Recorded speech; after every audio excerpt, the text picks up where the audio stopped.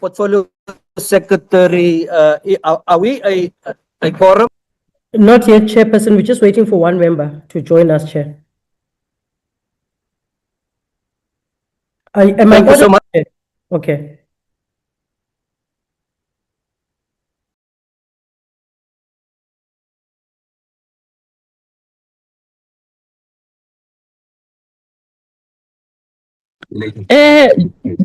Japsi, can we check for on our side whose member is not in the meeting so that we can be able to call so that we correct in time. Okay, we are waiting for Mr. Khabo and the top story at 3:00. and we've got Mr. Mtaung and Mr. Kobani, Mr. Musa, and yeah, those are the members we're waiting for because Ms. Motkhiter has sent an apology. Thank you.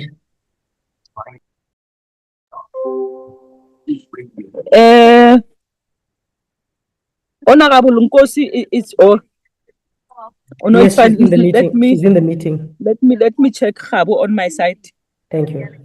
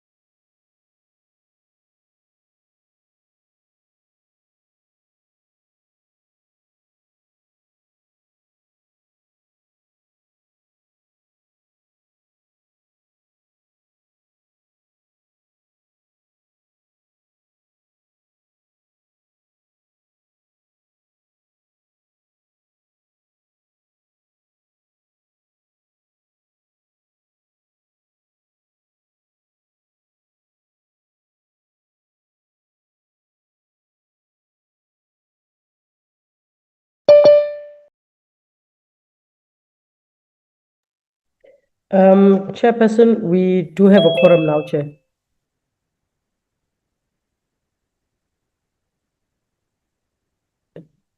Chairperson? Thank you so much. Thank you so much. Good afternoon, honorable members. Good afternoon, everyone. Welcome to this meeting. We are going to deal today with an overview by the department as well as the National Lottery, the National Library, my apologies, briefing by Iziko Museums. We will then also have deliberations and consider some of the reports. The agenda has been flighted.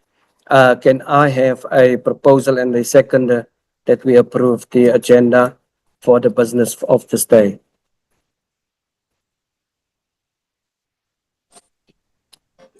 Chairperson, Please Honorable Makhato, I do Please approve proceed. the agenda. Thank you, Honorable Nkosi. Is Honorable Makhato? Yes, I see Honorable Nkosi's hand is also up. Yeah, no, thank you very much, Honorable Chair. Greetings to your good self, my colleagues, the department, as well as the support staff, I support the mover for the acceptance of the agenda. Thank you, Chair. Thank you. Is there any apologies, Portfolio Secretary? Yes, Chairperson. Ms. Potgieter has submitted an apology for today. She has other commitments this afternoon. We also have Mamunkosi has indicated that she'll be leaving the meeting at 4 p.m. We also have an apology from the Minister and the DG who are traveling to Brazil, Chairperson, today. Thank you, Chair. Any other apologies from any other member, Honorable Daniels? Thank you, Honorable Chairperson, and good afternoon to your good selves, to DSAC and my colleagues. Like I did in the previous meeting, I've indicated that I may have to slip in and out. And in which instance, the last time I said so, I did not. I stayed for the duration of the meeting. I'm faced with the same kind of realities, which is challenging for me. And if I do slip out for a short, brief moment, I'll be able to slip back in. And it's the only apology I have. Hopefully, it will pan out like the last time where I stayed throughout the entire duration. Thank you. Thank you. And so noted, Honorable Daniels. I would also request the professional staff members, or rather the Portfolio Secretary, to indicate to me as time goes as to whether we are a quorum or an allowed in terms of the rules to proceed with our meetings. Honorable Molatani. Thank you very much, Chairperson. Chairperson, I think I'll be in and out due to network. Where I am, my network is not stable. Thank you very much, Chair.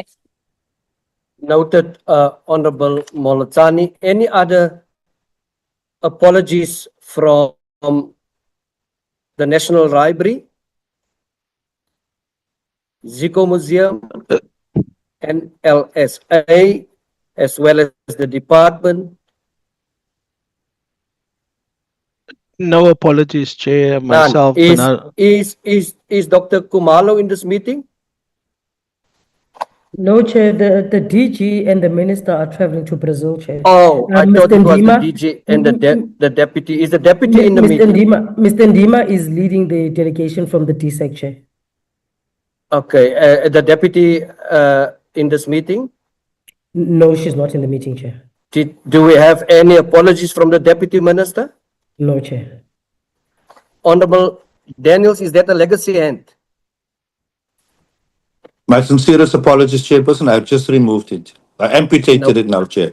No problem. Honorable members, I want to greet again officials from the department, the representatives from National Library of South Africa, representative of Iziko Museums, and all stakeholders today in this meeting. Welcome once again. This afternoon's meeting is particularly important as the committee continues to exercise its oversight role over the entities reporting to the Department of Sports, Arts and Culture. Honorable members, our focus today will be on receiving an overview from these entities, and as we are all aware, and Chair, Honorable Nkosi, I'm sorry for disturbing you. I just want to check, man, in the attendance, there's a person named as a Zoom user. Who's that? Can we request that he rename or she rename her gadget? there's a person named Zoom user. Zoom user. Yes. Thank you for that alert, Honorable Nkosi. Can the Portfolio Secretary just assess and who is Zoom user? Can I request, Chairperson, that the people that have made co-hosts in the meeting not to allow anyone into the meeting? I'm the only person in Sizolega to allow people in the meeting. Thank you very much, Chair. Thank you, and noted. Members, we recall both institutions received qualified audit outcomes largely due to findings relating to the accounting and management of heritage assets in terms of the GRAP 103. These matters are serious concerns to this committee because heritage assets represent the history, the identity, and cultural memory of our nation. They must therefore be properly recorded, safeguarded, and accounted for in accordance with the applicable financial and governance standards. Today, we expect that the entities present here today will outline to us how they intend to address the repeated findings and strengthen their internal systems as well as their internal controls.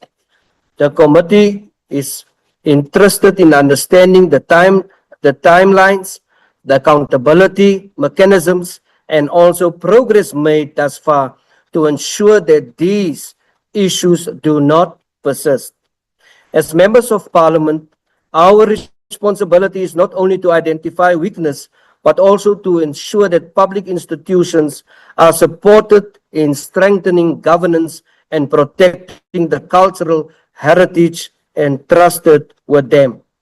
I would therefore encourage a constructive and focused engagement here today during this meeting, and also would advise you to contribute positively to this meeting. With that said, honorable members, I would like us to proceed with the agenda. I now call upon the department on the National Library of South Africa and the Iziko Museum to do their presentations. I thank you. Excuse me, Chair, just to inform you, the DM has just joined the meeting. Thank you, Chair. Thank you so much for the information. Welcome, Deputy Minister.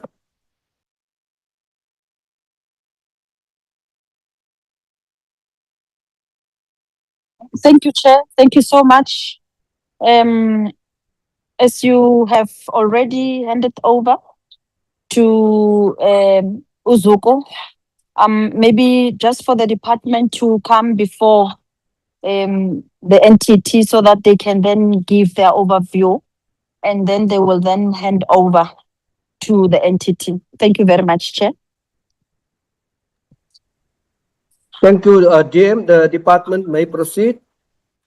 Thank you very much, Honorable Chairperson, honorable members of the committee, our Deputy Minister, esteemed Chairperson of Councils, esteemed members of Council, the CEOs of entities present, and colleagues from the department.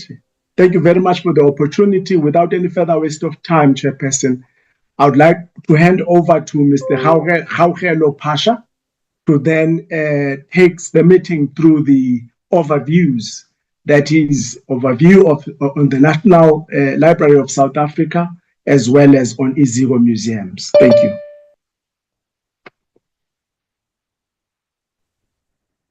Thank you very much, ADG. Good afternoon, Honorable Chairperson. Good afternoon, honorable members. Good afternoon, DM. Good afternoon, senior managers in the department, as well as the leadership of our public entities. As stated, my name is Mr. Kgaugelo Pasha, and I'm currently the acting director responsible for public entities oversight in the department. I'll be taking... My apologies, Mr. Pasha. I'm not too sure whether it's my gadget, but I have adjusted my volume very loud, but you are coming through very soft. Is it possible to just use your campaign voice? All right. No, apologies for that, Honorable Chairperson. I'll be taking the committee through the DSEC overview presentation on the National Libraries of South Africa, as well as the Iziko Museums of South Africa. If we can move to the next slide, please. I think this slide, Chairperson, this presentation will therefore cover the following areas as stipulated on the presentation outline. With your permission, I will not go through it. I would ask that we go to the next slide. Also, I think with the mandate, it's very clear to all members present. We will skip that and begin with slide number 4, which talks about the non-financial performance. Now, this slide reflects the non-financial performance of the National Library of South Africa over the past 3 financial years. In the 22-23 financial year, the entity achieved 65% of its performance target. In the 2024-25 financial year, the performance was slightly at 78% of the targets achieved. And in the 2024-25, the targets that were not achieved were at 22%. Next slide, please.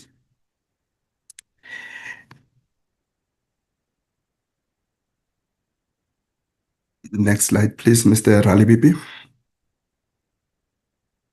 Thank you so much. This slide, therefore, outlines the baseline allocations provided to the NLSA over the medium-term expenditure framework period.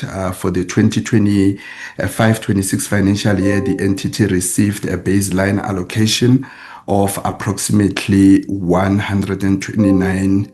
Chairperson, I'm not sure what is happening because we don't see the presentation again. Apologies for that. We were at slide number 5. Thank you so much. For the 2025-26 financial year, the entity received a baseline allocation of 128.9 million. This allocation increases to approximately 134.8 million in the 2026-27 financial year and 140.9 million in the 27-28 financial year. And I think these funds support the institution's core mandate and as well as the operational administration. Next slide, please. Chairperson and honorable members, the NLSA has received a qualified audit opinion for 3 consecutive financial years, which is the 2022-23, 23-24, and 24-25 financial year. And the qualifications raised by the Auditor General relates primarily to the heritage assets recognition as well as the valuation, which fall under the GRAP 103 accounting standard. As previously maybe explained, the GRAP 103 governs how the heritage assets must be identified as well as disclosed in their financial statement. Next slide, please. Now, Chairperson, the AG reported that the National Library of South Africa did not recognize all the heritage assets under its control in the financial statements, which therefore constitute non-compliance with GRAP 103. And this is due to inadequate processes to identify and record all heritage assets within the asset register. And as a result, the AG was unable to determine the full extent of the understatement of the heritage assets as reflected in the financial statement. In addition, Chairperson, the AG also indicated that the supporting documentation was not sufficient to really verify certain financial assets, including, yes, the financial assets. Now, due to the absence of the reliable supporting documentation, the AG was unable to confirm whether the reported balances were accurate or whether the adjustments were required as such. These matters formed the basis of the qualified audit opinion as issued for the entity.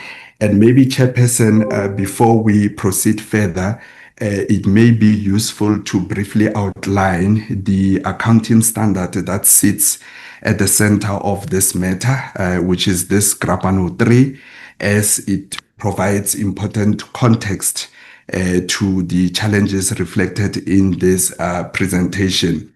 Now, in simple terms, Chairperson and members, the standard really sets out how entities must identify and also record and disclose the heritage assets in their financial statements. Now, these heritage assets, Chairperson, includes items such as your museum collections, the artifacts, as well as some archival materials.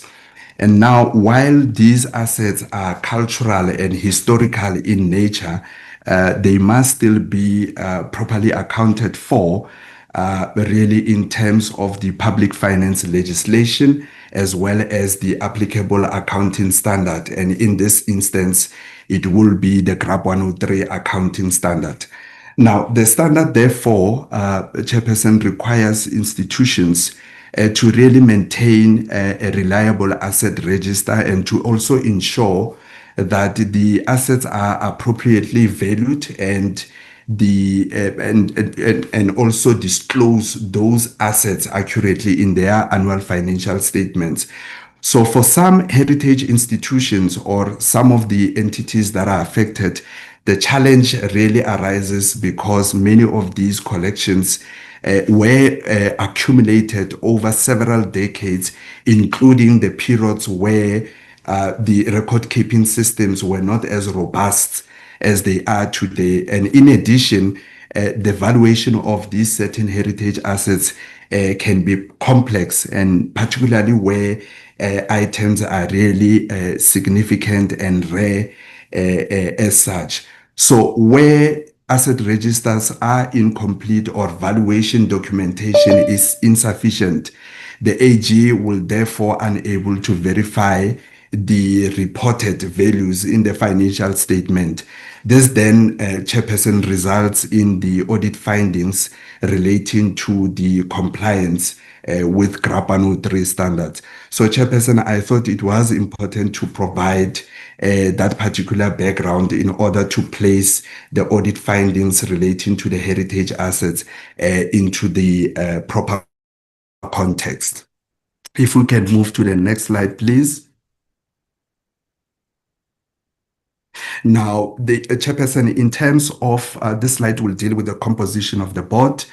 In terms of Section 6 of the NLSA Act, the affairs of the entity are governed by the board, consisting between 7 and 9 members, which are appointed by the minister. And therefore, the legislation also prescribes that the process through which board members must be appointed.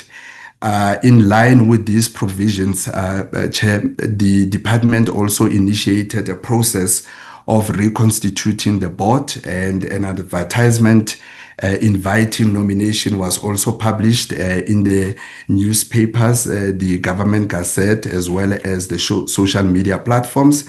And the closing date for nomination was the 17th of August, 2024. Next slide, please. Now, the slide continues on the composition of the board, noting that following the nomination process, the minister also appointed a panel to evaluate the nomination and shortlist for suitable candidates.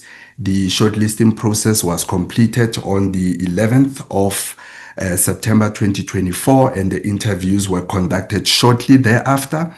And based on the outcomes of the interviews, the panel therefore submitted the recommendations to the minister for consideration, and the minister subsequently appointed the new board on the 10th of October 2024, and the composition of the board is reflected in the following slide. This slide will therefore reflect the members of the current board of the NLSA together with their areas of expertise. The board, as reflected, consists of individuals with various expertise ranging from finance, literature, and governance as well, amongst all the set of expertise. Next slide, please. Now, this slide also continues the overview of the board members. As indicated, the composition reflects a mix of professional expertise and governance expertise and sector knowledge, which would therefore support the board in fulfilling its responsibilities as the accounting authority of the entity in terms of the PFMA. Next slide, please. Now, Chairperson, the slide therefore reflects the governance and oversight activities undertaken by the board and the management structures. This would therefore include the board meetings, the board committee meetings, the audit committee meetings, as well as management meetings. And the data presented here reflects that the governance structures within NLSA remain active and also functional. Next slide, please. Now, in terms of, in addition to, I think the internal governance structures, the department also engages with the entities through a number of sector-wide governance platforms. This will therefore include the Heritage Sector Forum, the CFOs Forum, and other forums. And I think these platforms really provide an opportunity for the department and its entities to sort of discuss governance matters and also to share best practices. Next slide, please. Chairperson, the slide therefore outlines the executive management team of the NLSA, which the institution is led by the CEO and National Librarian, and therefore supported by the executives responsible for finance and other core programs function. Now, these officials are responsible, Chairperson, for the day-to-day management of the library and the implementation of the strategic direction as set out by the board. Next slide, please. Therefore, this slide, the NLSA currently has a staff complement of 109 employees, and therefore this slide reflects the gender and the demographic composition of the workforce. Next slide. Now, Chairperson, amongst other challenges that the NLSA faces, we thought it was prudent to also include this slide, which talks about the whistleblower allegations, whereby the department has received a whistleblower allegations relating to possible corruption at the NLSA. The entity was also requested, Chairperson, to provide responses to these allegations, and these responses were subsequently reviewed by the departmental oversight team consisting of senior officials responsible for the oversight of the institution. And therefore, Chairperson, following this review, the department therefore recommended to the minister that the independent investigation be commissioned to verify the allegations. A service provider was therefore appointed to conduct the investigation, and the investigation has since been completed, and the findings were presented by the department to the chairperson of the board of the National Library of South Africa. We will then move to the next slide, which I think will be the closing slide in terms of the overview presentation of the National Library of South Africa. Thank you so much. Yeah, thank you so much. I will suggest that we deal with both other overview reports of the department.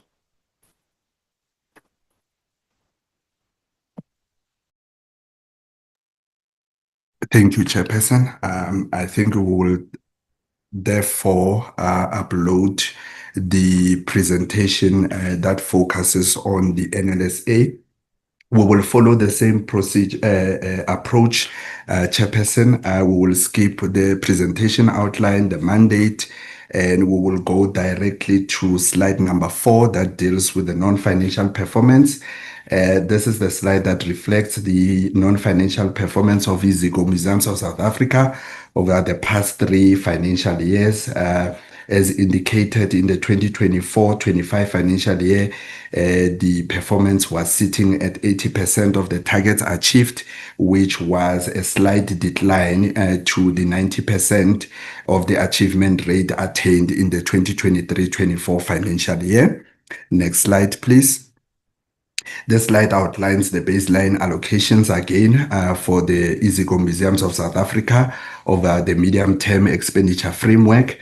For the 25-26 financial year, the institution received a baseline allocation of 106.2 million with the additional infrastructure grant of 4.3 million, bringing the total allocation to approximately 110.5 million. And this allocation increases to 115.6 million in the 2026-27 financial year and 120.9 million in the 27-28 financial year. We will move to the next slide, which then deals with the audit outcomes.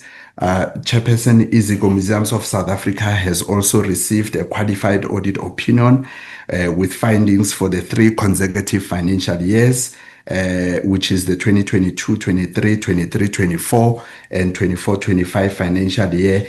And the primary reason for the qualification also relates to the heritage assets and the compliance with the GRAP 103 accounting standard. As previously explained, the GRAP 103 governs how the heritage assets must be identified and also recorded and valued, and those values be disclosed in the financial statements. Next slide, please. The AG also reported that the entity did not recognize all the items of the heritage assets in accordance to the GRAP 103 accounting standards. Furthermore, the AG was also unable to obtain a sufficient appropriate audit evidence for certain heritage assets reported in the financial statements. And this was largely due to the limitation in the record keeping system and the absence of the valuation certificates for some of the assets during the audit process. Now, furthermore, I think the AG also noted that the financial statements submitted for the audit were not fully supported by proper records as required by Public Finance Management Act. And these issues also resulted into the qualified audit opinion for the entity. Next slide, please. This slide, therefore, deals with the composition of the board, where the Council of the Iziko Museums of South Africa is appointed in terms of Cultural Institutions Act, and in line with the legislative requirements and principles of transparency, the minister therefore invited public nomination for the council members through the national newspapers and official platforms. The nomination ran from 11 March 2025 to 29 March 2025, during which 52 nominations were received. The minister then appointed a selection panel to really conduct the evaluation of the selection process. Next slide, please. Now, next slide, please.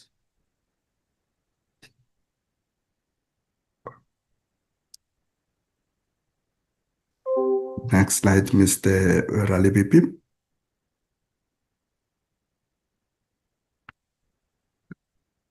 Okay, I'm not sure, Chairperson, what is happening, but I would continue. Mr. Ralebipi, are you able to load?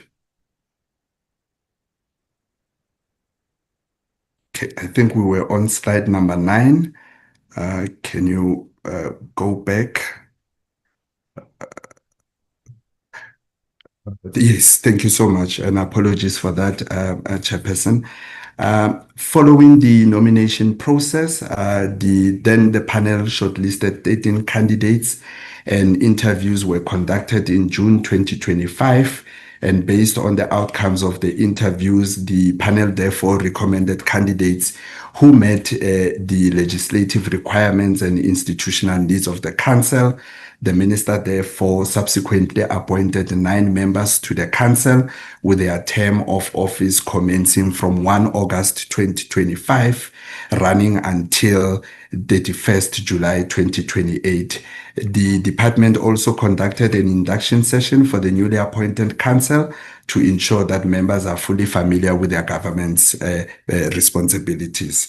Next slide, please. This slide also reflects the current members of the Iziko Museums of South Africa Council, together with their areas of expertise. Next slide, please.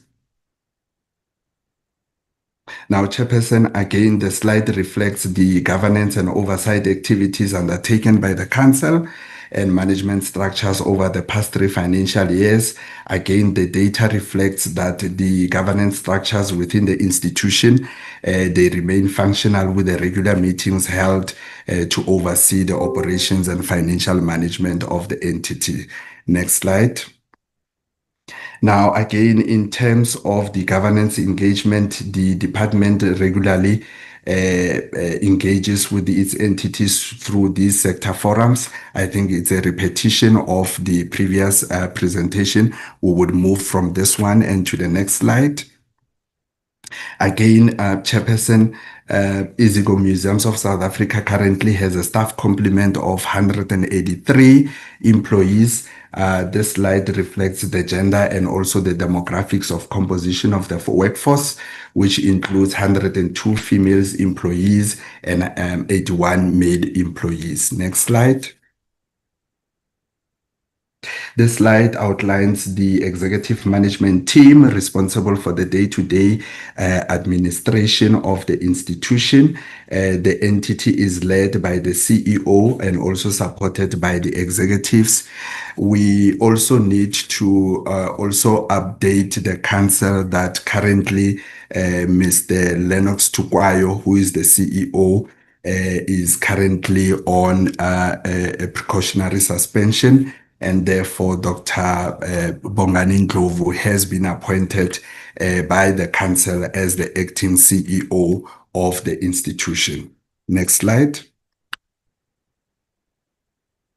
Now, Chairperson and honorable members, one of the key challenges facing the institution or the museum relates to the repeated qualified audit outcomes, which are largely linked again to the financial reporting weaknesses and internal control limitations relating to the heritage assets. Again, the AGSA has also highlighted concerns relating to the consequence management and capacity constraints within the finance and supply chain management function. And in response to these challenges, the institution has developed a comprehensive audit action plan, which is being monitored by management as well as the Audit and Risk Committee and the department as well. Now, the entity is also engaging proactively with the AG to clarify audit expectations and addresses the technical matters relating to the heritage assets accounting. And again, Chairperson and honorable members, Mr. Ralibibe, if you can go to the previous slide, which speaks to the intervention. Thank you so much. And I think, again, there were some of the interventions that were made by the department in response to the challenges that are affecting the entities that are affected by GRAP 103, inclusive of Iziko Museums of South Africa, is that the department implemented a number of interventions to support these institutions in strengthening their compliance to GRAP 103 standard. And the first intervention related to sort of obtaining a temporary exemption from the full implementation of the accounting standard. And I think, Chairperson, at the time of the introduction of the GRAP 103 standard, the institutions were expected to achieve full compliance by the 1st of April 2014. However, it really became evident that a number of heritage entities faced a significant practical sort of challenges in meeting this requirement. And these challenges were largely due to the vast number of heritage assets under the custodianship of many of which were acquired decades ago and sort of without a comprehensive documentation. And also these entities, Chairperson, also faced capacity constraints, both in terms of the expertise that were required to sort of undertake a professional valuation and also financial resources required to sort of conduct this work. Now, in light of these challenges, the department engaged with the National Treasury and the AG to sort of request a temporary exemption from full compliance with the standard. This exemption, Chairperson, was subsequently sort of granted to the 16 affected entities for a period of 2 financial years which was the 2015-16 financial year, the 2016-17 financial year, in order to sort of allow these entities additional time to strengthen their asset registers and also undertake the necessary valuation so that they can improve their supporting documentations. The second intervention was a once-off allocation of about 200 million, which was provided to the affected entities, which were 16 in total, to sort of assist them in strengthening their asset registers and to also conduct the valuation of these heritage assets. Also the further intervention that was implemented by the other intervention which was implemented was through the department CFOs forum, which is a platform for sort of a collaboration and knowledge sharing among the financial leadership of the entities. And it was through this forum, Chairperson, that the entities that have successfully managed to implement GRAP 103 and achieved unqualified audit outcomes have been sharing the practical approaches and the lessons that were learned with those entities that are still addressing the implementation challenges.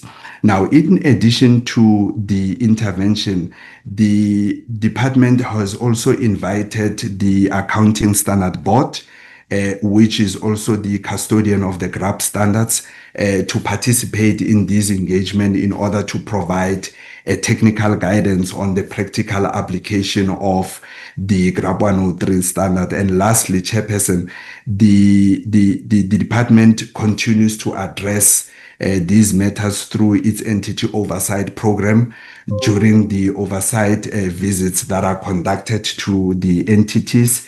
The department really engages directly with management to also deliberate on the audit outcomes, the implementation challenges, and also the progress made in addressing these audit findings, including those related to the heritage assets. So if we can go to the next slide, which I believe would be the last one, it's speaking to the challenges, also reflecting to the infrastructure maintenance and the aging facilities across the museum sites. Many of the buildings that are under the care of the Iziko Museums of South Africa are really historically significant structures, and maintaining these facilities really requires sort of a specialized restoration and conservation work. Now, the institution has developed what we call the infrastructure maintenance plan to address these challenges, and this plan will also be supported by the conditional grants as well as the prioritization of the critical maintenance projects that are associated with the challenge. Next slide. I think the next slide will then conclude the overview presentation for the Iziko Museums of South Africa. I would then pause here, Chairperson, and thank you so much.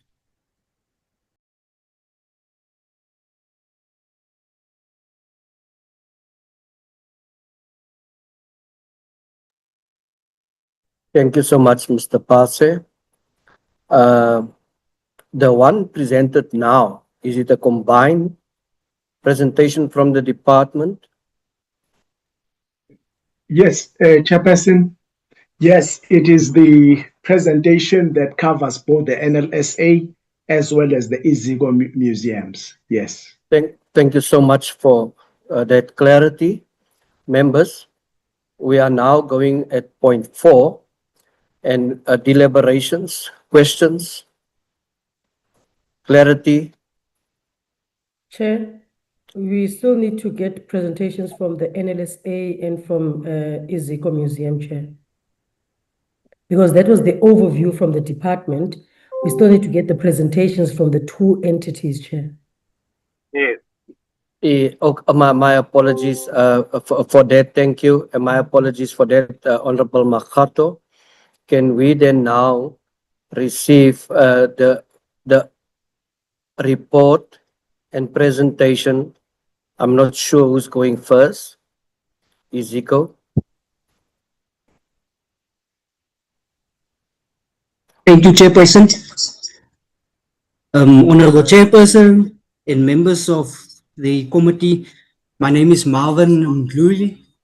I am the chairperson of Iziko. I'm supported by council members, by executive, and the service provider. Chairperson, I'm not sure whether Mr. you want Mdluli, me is it possible just for the members' sake to have the videos on of your entourage?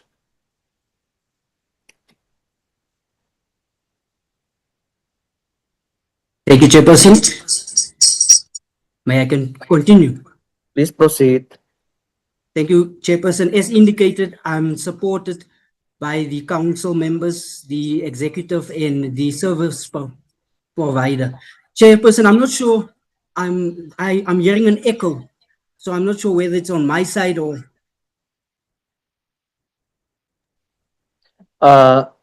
It might be at the place where someone has more than one gadget on. But proceed, you are audible. Yes, thank you, Chairperson. As indicated, I'm Marvin Mdluli, the Chairperson. I'm not sure whether you want me to introduce the other members in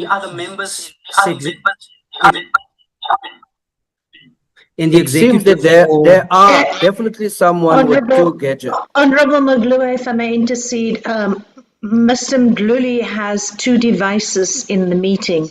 That's And fine. if I may suggest, he shut down one device. Thank you, Honorable Chair. That's fine. Or just put it far away from one another. Honorable Molatani? Thank you very much, Chairperson. I was going to suggest that they close one gadget because now it makes a sound that is not conducive to our ears. Can they just close one gadget? The problem has been addressed. Thank you, Honorable Molatani. The problem has been addressed. Mr. Mdluli, is the gadget off? Chairperson, proceed. Am I well audible now? Yes. Yes, Chairperson. I'm supported by the council, the executive, and the service provider. May I allow them to introduce themselves? Thank you. Please do.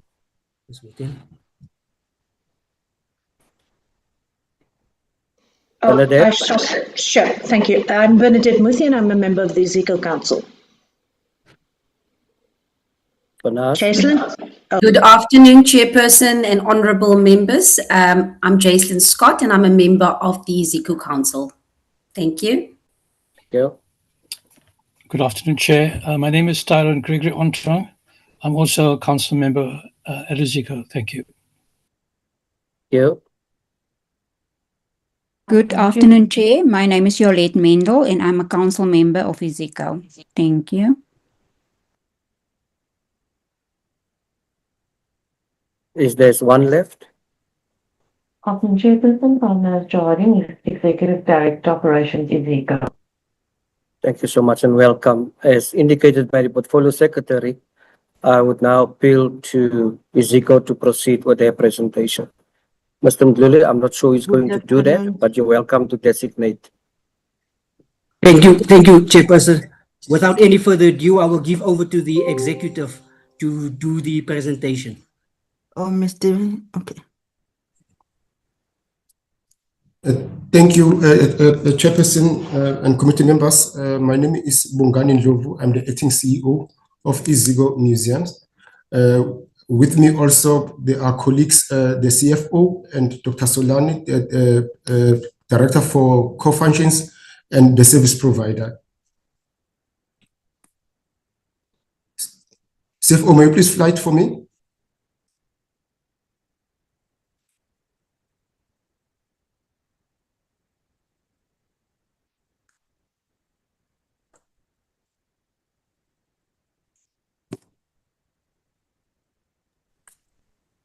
Portfolio Secretary, kindly take note of one of the comments in the chat group. Yes, we've removed the one gadget for Mr. Ontong, Chair. Thank you, Chairperson and honorable members. We are focusing on the Iziko presentation. We are also aligning ourselves to the presentation that the Department of Sports, Arts and Culture has given. The next slide, please. In this slide, we are just profiling a table of content. Proceed. Please proceed and unmute.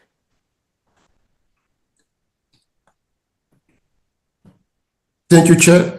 On this slide, we're focusing on the table of content. May you please go back to, yes, on the table of content. In a nutshell, Chairperson and honorable members, in the next slide, we will be therefore providing, the next slide, please. We'll be giving the members an overview of Iziko Museum's compliance with the GRAP 103 standard as indicated earlier on. However, we'll also be focusing mainly on historical and structural challenges that contributed to challenges that we faced in achieving full compliance. We will also, Chairperson, outline and also focus on the current status of heritage records and audit findings. We'll also update members on the current progress that we've achieved to date. We are also going to present corrective actions that we've taken and that are underway in identifying gaps and in addressing those gaps. By the end of this presentation, Chairperson, we will also provide assurance regarding the conservation, management, and safeguarding of our assets. We understand that they are national assets. With your permission, therefore, Chairperson, I will therefore request the CFO to proceed with the following slides. Over to you, Ronald.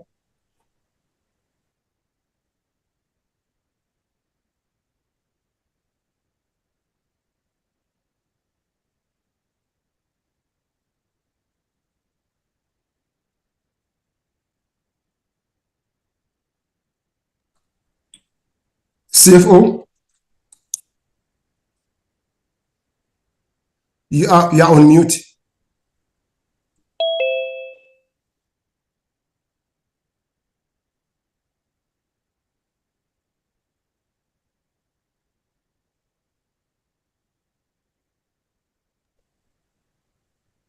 I can see some movements on the slide, but no sound.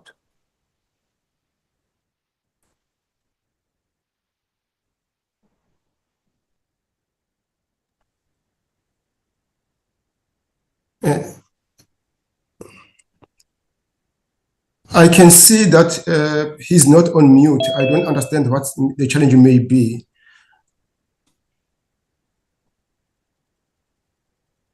She's not on mute. I can see from our side, she's not on mute, but she's not coming through.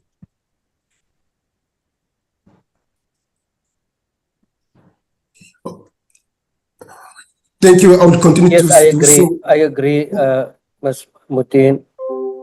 In the interest of time, therefore, I will proceed. The GRAP 103, as indicated, is an accounting standard that became effective from the 1st of April 2014. In essence, it focused on ensuring that heritage assets are properly recognized, evaluated, and that there are appropriate disclosures. It also promotes accountability and stewardship.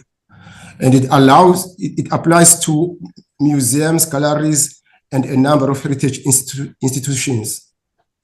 Next slide, please. In connection with Iziko, the complexity that we faced was mainly due to the fact that one of our oldest museum, the Iziko South African Museum, is 200 years old. And a number of other museums were also formed during the colonial time. So therefore, our collection is diverse, and it also covers many decades under different administrations and framework. And then later on, at the turn of the current century, Iziko also amalgamated a number of museums amalgamated to form Iziko Museums, and then these museums have also different recording and management protocol in as far as heritage assets.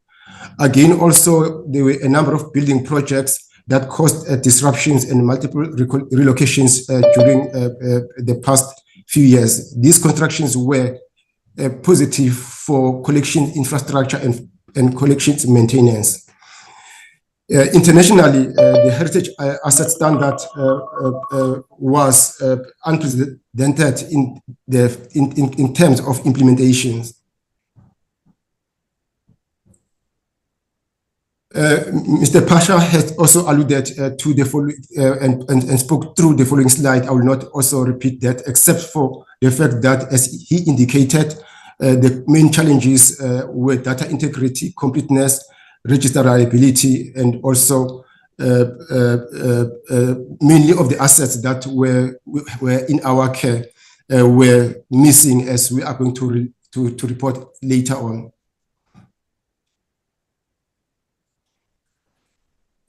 Having firstly comply with the standard, and then some of the challenges re-emerged, and we ask ourselves why these challenges re-emerged. And then they were mainly due to ongoing verification challenges, particularly in relation to legacy issues such as collections and collections that were not properly made GRAP 103 compliance. And then also, as I've indicated earlier on, they related to infrastructure programs and relocations. We also, in our initial stages, use exclusively Excel-based registers, and then those later on provided challenges as in connection with the number of assets that Excel can accommodate. Again, also assigning new accession numbers and numbering, and also in connection with verification, that also became a challenge in as far as reconciliation of those assets, and also the numbers in accession registers that did not adequately mirror the numbers that were on the floor, which means that when we're doing a flow to register and register to flow, then we encounter some challenges in the reconciliation. And then we also, challenges are also related to audit standard that over time became more stringent. As we mature, also the auditing criteria became more and more stringent. Next slide, please. Current status. So far, we've been able to go through all our heritage assets, particularly in relation to art, social history, natural history, and library collections. And then these assets, in terms of physical security, they are physically safeguarded. And we also seen to it that we undertake complete verification in relation to social history and art. And then that particular project is underway. And then projects that are not valued or identified as are being valued as we speak. And then to date also, later on, we are also going to give a brief update in connection with progress that we've made. We've also focused on issues that pop up in terms of numbering. A previous one in terms of numbering, and then also numbering consistencies and completeness, which were also the root cause in connection with the qualification that the museum received. We are also focused on, therefore, addressing database to register reconciliation, and we've also put in place measures to avoid challenges that we faced when the museum was using Excel. Next slide, please. The following are risk management and control that we've put in place. In terms of incomplete registers, we are having ongoing verification projects. In terms of new additions, we are valuing those objects and also adding them to the database. In terms of new acquisitions, we are also adding those to the database and adding their values, and then also take into account also objects and specimens that were not that were donated, and then we therefore also value those so that they also have value. And in terms of data inconsistency, we are migrating to a database management system. And in terms of audit qualification, we have adopted a targeted approach to to audit, and we have also a credible audit implementation plan. In addition, also, we will also be requesting the internal audit next month to come and do quality assurance to measure the progress that we've made. In terms of loss or theft of assets, we have also put in place physical controls to manage those and also to do annual verifications. We've also, in terms of corrective measures, appointed service providers who are specialists in the area to assist us with this particular project and also to give us additional manpower. We are also seeing to it that as this project is rolled out, that there is also a skill transfer to the Iziko team that is working very closely with the service provider. And then we've also implemented a database management system. We are using Venon for art and social history. We are using Specify for natural history. We are using InMagic for the libraries. Those are the databases that we are using. We've developed a detailed action plan per each collection. We've also introduced a structured approach to verification and reconciliation. We have also strengthened our finance and the relationship between our finance department and collections department, and that is beginning to yield positive results. We do, Chairperson and honorable members, have outstanding matters that we are trying to address. We are finalizing reconciliations between collection databases and financial registers. We are also attending legacy issues in relation to numbering by creating mirror images. We are also completing a verification of specific sub-collections. We are also formalizing loan registers and loss controls. In conclusion, Chairperson, in terms of support needed, is continued funding for verifications and system, and also stability in terms of staffing. At one point, the museum had a 43% vacancy rate, and then we are addressing that through a structured recruitment plan. We are also, therefore, paying special attention to the recognition of assets and the complexity that is embedded in the audit process. We sort of like to give assurance to the committee and also to this gathering that we are taking stewardship very serious, and we are committed to conserving and seeing to it that the national estate is well taken care of. We are safeguarding our assets, and then we are also seeing to it that we, as a museum, as an entity, are going to comply with the GRAP 103. Our plan, and then through a structured approach, is to see to it that significant progress is made before the next audit begins. So we are adhering very closely and strictly to the action plan that we've put in relation to the audit findings. Chairperson, that concludes, therefore, our presentation. Thank you. Thank you, CEO.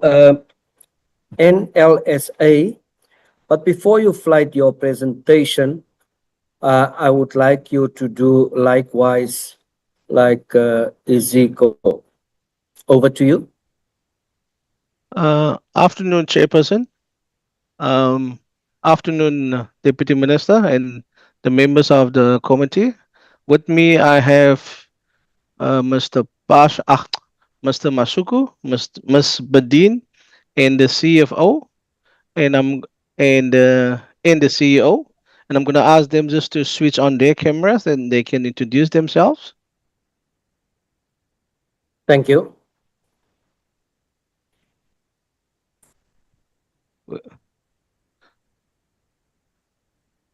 Please introduce yourself and the position. You start with Prita. Prita, we cannot hear you. Unmute. There we go. Thank you. Good afternoon, everyone. My name is Preetha Dapadeen, and I'm a member of the board, and I chair the HR committee. Thank you. Thank you, Chair. Good afternoon, everyone, honorable members. My name is Sia Masugu, and I'm the member of the board at National Libraries, and I am chairperson of Core Programs and Finance Committee. Thank you. CEO. Good afternoon. Chair and honorable members, Chairperson of the board. My name is Dr. Ralph, we can't hear you. Good afternoon, honorable Chairperson, honorable members. Can you hear me now, Chair? Yes, I can. Please proceed. Okay, my name is Ralph Links. I am the CEO of the National Libraries. Is that all, Mr. Maralak? No, the CFO is still here. Afternoon to you, Chair, and honorable members as well. I'm Seiso Tladi. I'm the Chief Financial Officer at the National Library of South Africa. Thank you so much, Mr. Maralak. You may proceed or indicate or mandate the person who's going to do the presentation. Yeah, Please I go will ahead. do so, Chair. I just want to allude to the members. We are not going to repeat sections that has been repeated or been addressed by Iziko. Our presentation will focus on two specific areas dealing with the GRAP 103 and, of course, our audit improvement plan. It will be I hand over to the CEO and the CFO to present you further with our presentation. Thank you, sir. Thank you very Thank you. much, Please proceed. Chairperson. Honorable members, the CFO will take us through the presentation. Thank you.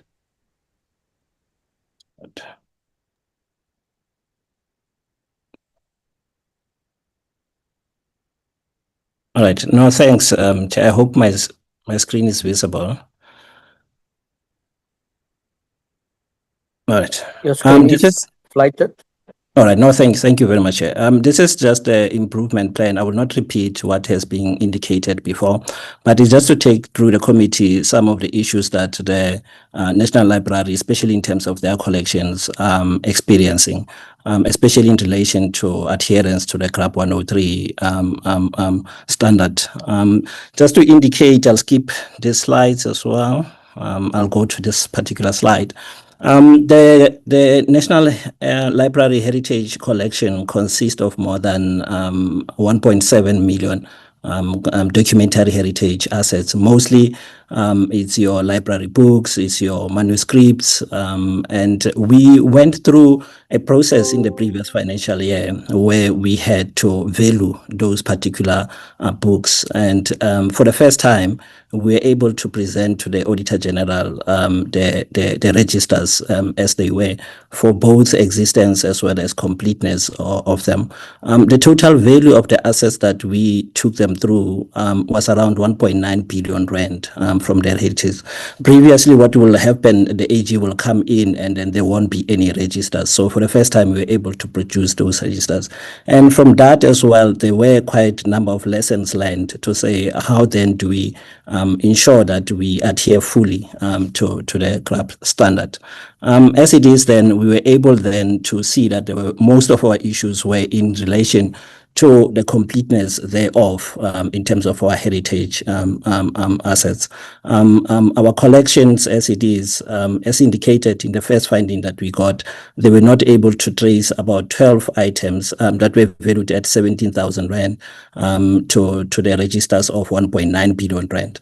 So as a result of that, then the interventions then that we took into space once we were able to conclude the audit, we were able to just have a procurement of verification software in which we can be able to use a scanning device to trace all the books, because the books are very movable assets which are very small in their nature. So, and the library in its nature, it's an entity where books are loaned and they move quite a lot. So we then had to have the verification software that we had procured to ensure that we maintain sight on all the books that are moving.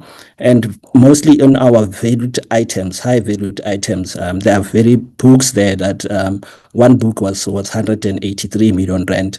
We were able to bring in smart locks there as well, also to add additional security in terms of cameras, but also within the books to do what you call the RFID or turtle tape, where the book, when it gets taken out of the secured area, it can be able to be traced as well. And also what was important as well with this exercise was also to recruit a documentary heritage asset manager who has commenced in terms of the job to be able to do the completeness and also be able to look at all the other internal control deficiencies that were being identified in terms of the AG.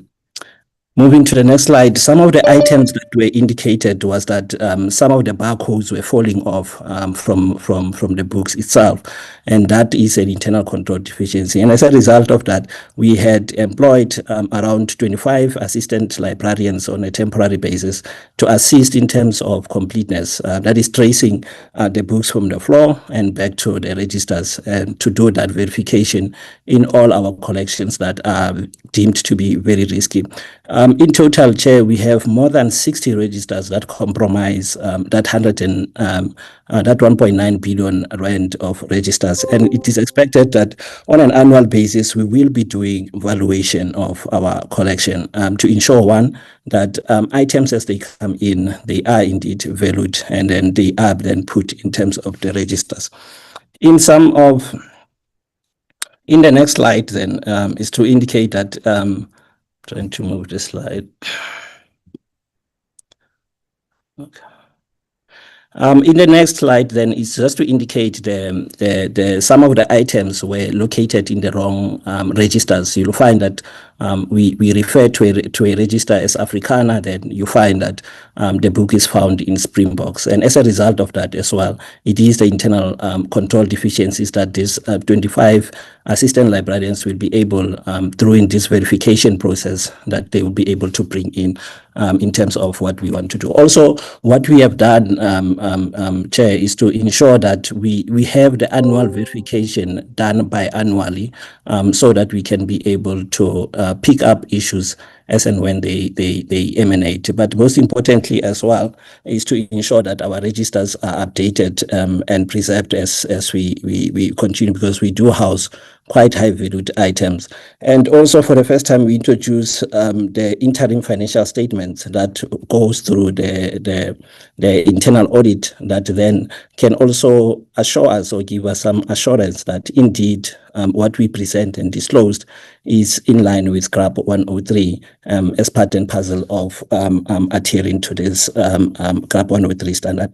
But most importantly as well, Chair, it goes to the engagements that we have with the AG as well, especially this was the first time in the previous period that we are presenting the registers as they are. And what came out of this is this huge amount of valuation, which is sitting at 1.9 billion rand. And for us then, we had to engage with them technically to say, perhaps in terms of the scoping and in terms of the audit methodology that they use, this has to then be looked into, because our threshold then becomes quite minimal. As you have seen in the previous slide, I did indicate that the findings that the books that we could not be found were 12, which amounted to 17,000 rand out of 1.9 billion rand. So the materiality figure also plays quite an important role in these movable items, and it's the engagements that we are then having with the Auditor General to be able to ensure that at the beginning of this audit we are all aligned in terms of the technicality and the methodologies used in terms of that. So we are hopeful then that the interventions that we had started will be able to yield a positive audit outcome for the National Library as we go forward. I'll end it there, Chair. Thank you. Thank you so much. Honorable members, I am going to give an opportunity for members to ask questions. And members are allowed to ask direct questions to the entity based on their presentations. But before I'm going to do that, I see that the service provider who is dealing with the asset register, Mr. Abrams, is also present in this meeting. I'm going to ask him whether he has something to say, if possible. just also to assist and give members clarity on the whole issue in terms of the report. Mr. Abrams.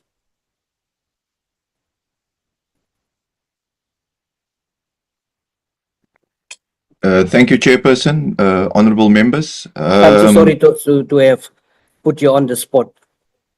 No problem, Chair. I would like to respond to questions or a specific question or specific area that needs clarity. I will be quite happy to do that. If I start talking about this project, we can be here for quite some time. If you don't mind, Chair. Okay, that's quite in order. Honorable members, the floor is yours. And note that the service provider who deal with the register is present. So we will hear all uncertainties and clarities direct from the horse's mouth. I see Ms. Honorable Mutambi, followed by Honorable Molatsani. I'm going to give members 7 minutes each, followed by Honorable Makato. The Honorable Mutambi, you can proceed. Thank you so much, Chair. Maybe for the purpose of, I'm here, Chair. It's me. Thank you. But I've got a terrible bandwidth. I will have Thank you so much. My video. The first question goes to Iziko Museum. At some point, there was an issue around the suspension of the CEO, I think beginning of February, after the CEO was appointed in May 2025. It means some few months post the CEO's appointment, then it's put under precautionary suspension. Can you share with us and what were the reasons, and then also if there's been any disciplinary measures that have been taken, if it's an act of misconduct, and how far are you with that matter? That would be my first question. Appointment of the CEO. I think the chair would be able to respond to that, Chair. Indeed, so thank you, Chairperson and member. Currently, as you indicated, the matter is under precautionary suspension, pending the disciplinary processes which is undergoing at this moment, member. I think it will be inappropriate to go into detail at this stage.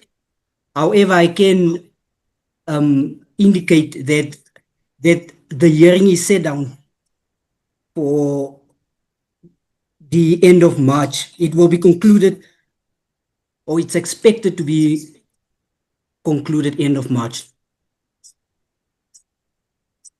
I know I don't want to get through you, Chair. I don't want to get into the merit of the case, but I want to understand. You won't talk about the details, but to say I've got a difficulty wherein somebody will stay in suspension for months and then while on pay, because the law allows you to suspend them on full pay. So I want to also understand, sometimes there's so much money that is used, you find in a clear, straight matter of misconduct, senior counsellor appointed, and that consumed a lot of money for the entities. So I just want to be assured, whatever processes are taking place, are you complying with your own disciplinary code and procedure, and are you committed to the 10 years completion of this process? That's what I want assurance from you. I don't know any situation wherein when we come back here, we'll be told 6 million was spent to do the deal with the DC of the CEO. That's where I'm standing. That assurance, I want to understand that. Thank you, Chairperson. Through you. Yes, indeed, we are busy with, as indicated, we are currently busy with the disciplinary process, which we are attending to expeditious as possible. Chairperson, as indicated also the proceedings, the disciplinary proceedings will be concluded or is expected to be concluded end of March. Thank you, Honorable Mutambi. Please proceed. Unmute. So, my apologies, Chair. I want to understand that when I look at your presentation, why does your presentation does not include the fact that you also receive a quality opinion on the same qualification area, that is the heritage assets? So why this presentation doesn't talk to that? And then, because it's clear that you received a qualified opinion on the same qualification, the heritage assets. And then you talk about the major intervention in slide 7 between 2016 and 17 to 21, 2022. And then I want to check to say why, and then also to understand, normally when you get audited, you then submit an audit action plan. I want to understand these recurring issues that you are called for today. Did you ever implement your own audit action, post-audit action plan? Why are we still here today?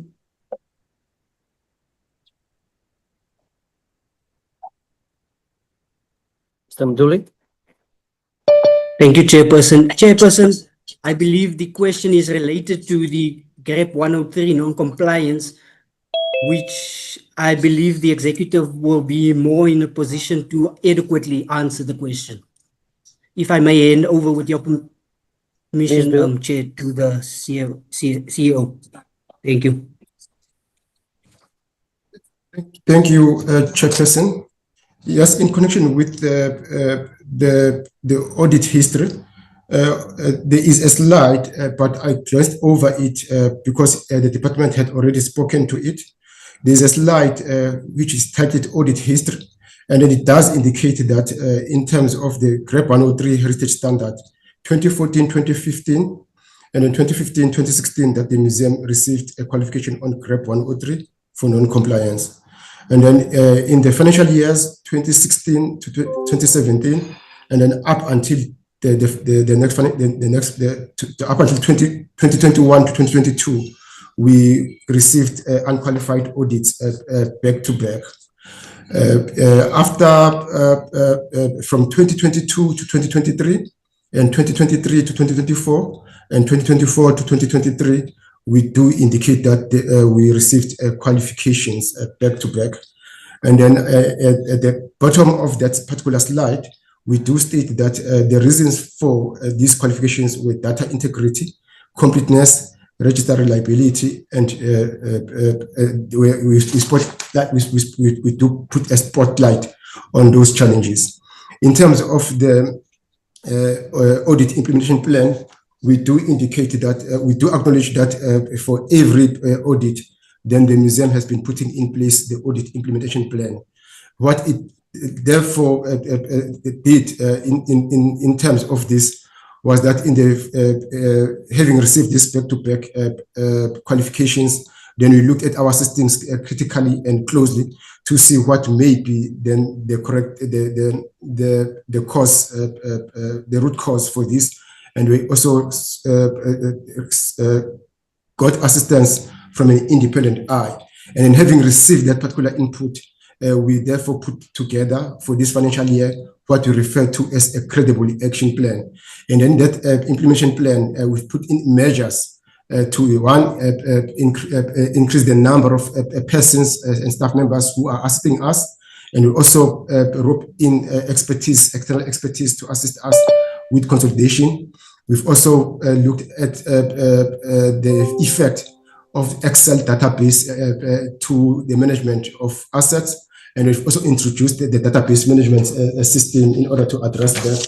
And then we do indicate in one of the slides the systems that we are using in terms of databases, which include the Venom database, the specified database, the image database. So those are measures that we've put in place, having analyzed our witnesses and the manner in which we previously sort of tried to address these issues, but we failed. We hope that with this credible action plan and having also looked at how we can address this, that will also assist us to address those. Chairperson, with your permission, I will also request that Mr. Abrahams step in terms of the work that they've done in resolving some of these challenges, in asking us to resolve some of these challenges. Thank you, Mr. Ndlovu. The Honorable Mutambi. Chair, I want to throw it back to the board because this is a governance matter from where I'm seated, Chair. You have got recurring audit findings, same matters. That's why I want to understand it, because do they have the risk and governance committee and the audit and risk committee? I mean, same matters for a period almost over 10 years, recurring matters, and then I hear the service provider is appointed and somebody will want to talk, but I wanted to hear the board expressing an opinion on this matter. It's very important because it's a governance matter, and this matter has been carrying for almost now over 10 years. And it's an area of concern to say, what has been the governance structure been doing to make sure that address this? It cannot be thrown to the official. I want to understand the board perspective on this, Chair.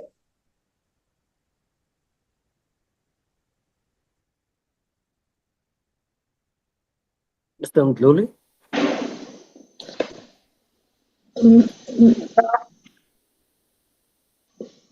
Please proceed. Mr. Ndlovu, if you will permit me to answer, I would be happy to respond. Thank you, Honorable Chair. Honorable Mutambi raises extremely good questions. I am the council representative on the Audit and Risk Committee, which is comprised of 4 external auditors, experts. A key challenge at Iziko, if I may take you into our confidence, has been under capacity in our finance department. And this is at this very present moment being remedied through the transparent recruitment and interviews for a CFO. So with the capacity and expertise that a CFO and chartered accountant will bring to the finance department, which hitherto we did not have, and hence much of the errors that had occurred and that could have been avoided if we had an actual CFO quality chartered accountant. And so we foresee in the very near future that CFO will hit the ground running and that these recurring audit findings will be resolved, and our audit action plan will hopefully be all green in future. Thank you, Honorable Mutambi. Thank you, Honorable Mutambi. Please proceed. You know by now you need to hire people who are competent. And then you want to tell me throughout the years you've been appointing incompetent people. And then when they are incompetent, were the consequence management meted against these people? Because that's your responsibility as a governance structure to make sure that, because to say that you are going to hire another CFO, what if the same CFO comes and do the same thing that the others have been doing? So I expected you to also talk to the remedial actions that you have taken, because it cannot business as usual. It's a pity when you come, you are a successor in title. You cannot come and tell us it's the previous board, it's not us. The reason why you are put there is for you then to make sure that there's proper governance. That's why there's a council. And the oversight responsibility lies with you. So that's the point that I want clarity to say, that there will be a new CFO. To me, that's not enough, Chair. And I would like to get the response from the board. Shall I continue responding, Chair Ndlovu and Chair Magluba? Yes, taking into consideration that GRAP 103 has been here since 2015, and also that the new board has taken over law. Thank you, Honourable Magluba. This current council began its term in September, and we literally hit the ground running. And at the Audit and Risk Committee level, for example, we asked our finance to present to us an analysis of the capacity and skills, etc., within the department, which was a very insightful presentation and gave us invaluable information into why we had these legacy issues and what we needed to remedy. And between that and now we are in March already, we're already close to the finalizing of the appointment of a CFO to remedy those historic issues. Regrettably, Honourable Mutambi, we are doing our best with the issues that we have been legated by the previous leadership, and I do feel confident as the council representative on the Audit and Risk Committee that we are handling it both in terms of the independence and oversight of the Audit and Risk Committee, as well as the new council with its commitment to resolving the past historic audit findings. Thank you, honourable members. Thank you, Chair. Thank you, Honorable Mutambi. You have 2 minutes. Chair, I'll still come back to this matter. You recall, Chair, what I'm hearing, I don't think is satisfactory. Because this GRAP thing has been here since, as you have rightfully said, since 2015. Then we are told about another skills audit that is loading now. But then you have a CFO there. What is this CFO that is there in the actually doing? I don't want to mention the name. You know, the way the structure has been presented to us, this is CFO. Are you serious about consequence management, or you just leave people do as they wish? I mean, when you were appointed, you apply. I think you check what are the governance failures of this entity that I'm applying to serve on, and you are bringing that expertise to make sure that there's good governance. Then you inherit an institution that has been having the great issue since 2015. You come in, you tell us that there is still skills audit, but you're not talking anything about consequence management. Since you have been there, what consequence management is you meted for people who have not been doing what they're supposed to do? Have you ever assessed their audit action plans and checked whether they are reliable or not? Or is you just given them, then how do you monitor it? This is the question that I want to understand, because that's the role of a council of an institution. I will now respond on behalf of Council as a member of the Audit and Risk Committee and also dealing with internal audit. I wish to assure this committee and all my esteemed colleagues that I'm a governance and transformation specialist of many years, and I didn't just, get picked up off a pavement to begin with. So Audit and Risk Committee has been reviewing and following and implementing its audit action plan with great diligence, this I can assure you, and you can call the independent Audit and Risk Committee chair to assert this to you as well. Internal audit function has been strengthened. We outsource, like many other entities and institutions, the internal audit function, and they have developed, and we've only been in place for 6 months, which is a very short time. And the internal audit has a 3-year plan with quarterly deliverables in terms of reporting, and is doing key internal oversight on our behalf. We have not had a CFO for many years. The person who is in charge of the finance department is a financial manager and not a CFO nor a chartered accountant. With respect, that there was an inquiry done before our term, and that inquiry had particular consequences which the current council and management have implemented, including the fact that the finance manager will step down once the new CFO is appointed within a couple of months. and that a senior executive who had erred be given a written warning. So we are implementing consequence management with great diligence, and we ask you for your continued support. Thank you. I think I'm done now. Thank you, Chairperson, Honorable Mutambi. Can you please wrap up? is the last one. I want a response from the chairperson of the council. Chairperson, are you exercising your fiduciary responsibility and doing oversight as a council over this institute? I need an honest answer to that. Mr. Mdluli?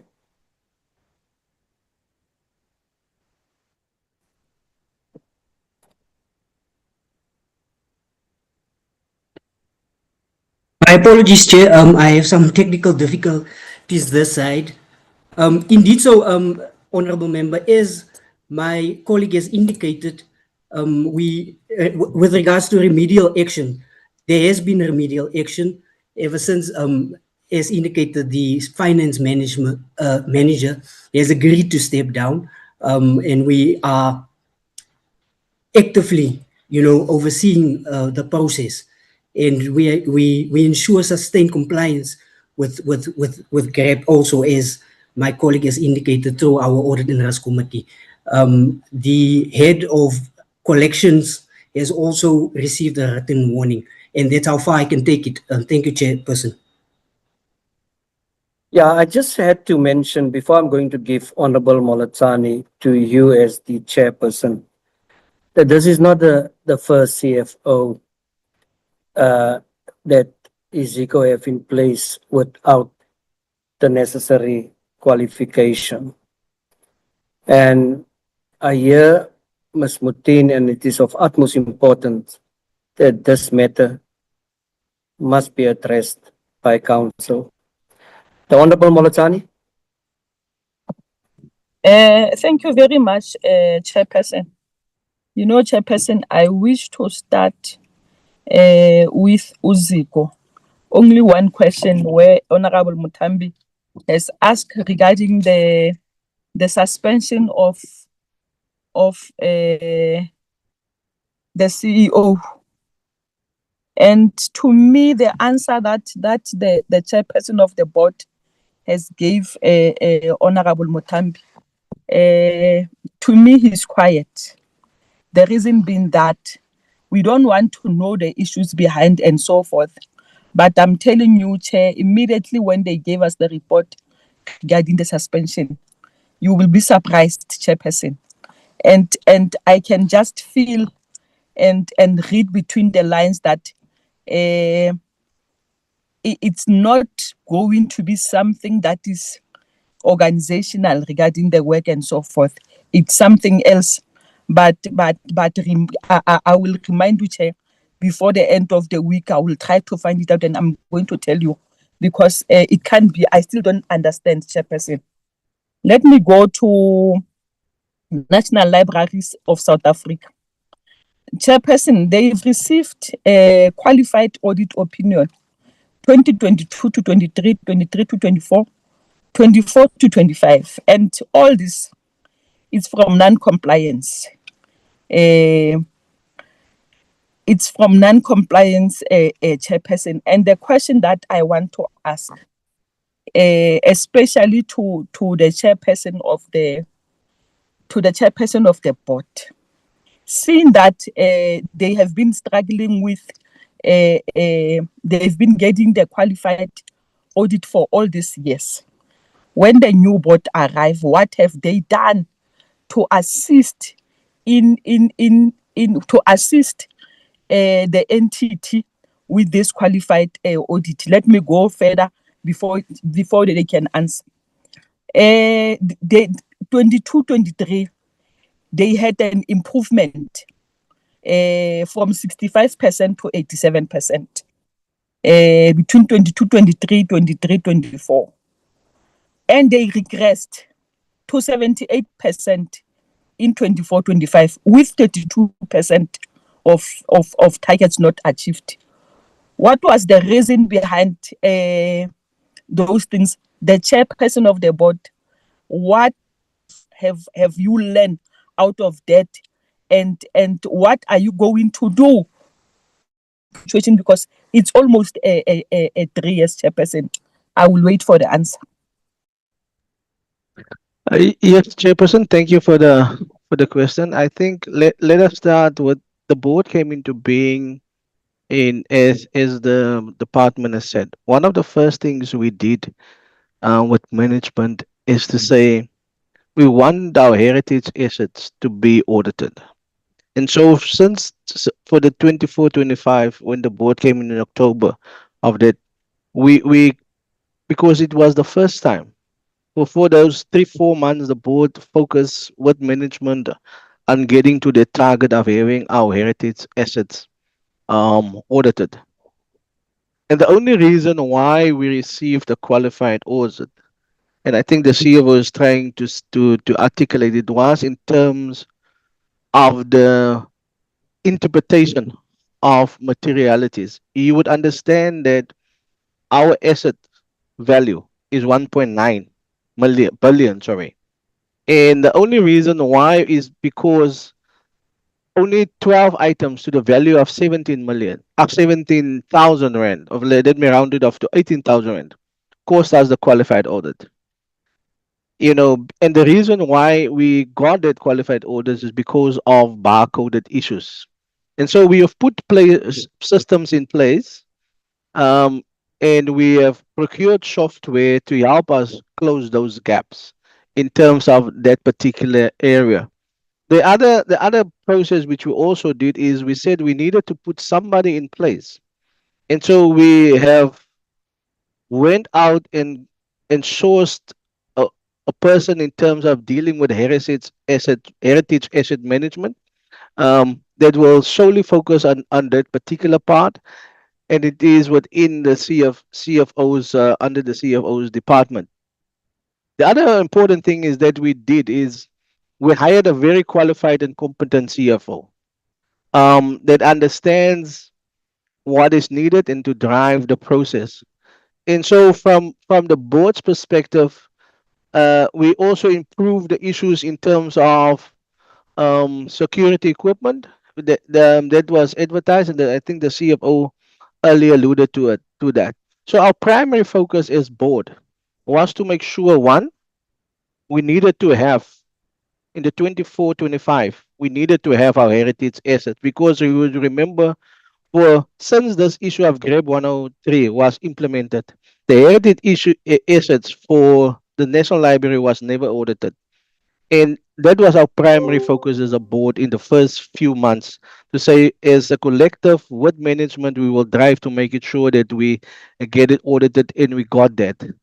I also would want to say, yes, we fell short, but our only shortfall is because of the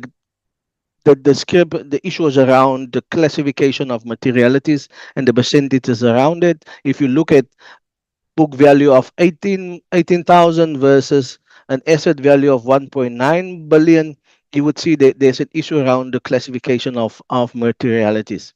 Yes, Chairperson. Thank you. Honorable Malachani. Thank you very much, Chairperson. Chair, I just want to check with the chairperson of the board. When did they appoint the CFO? The CFO was appointed, if I'm not mistaken, he was appointed in April 2005.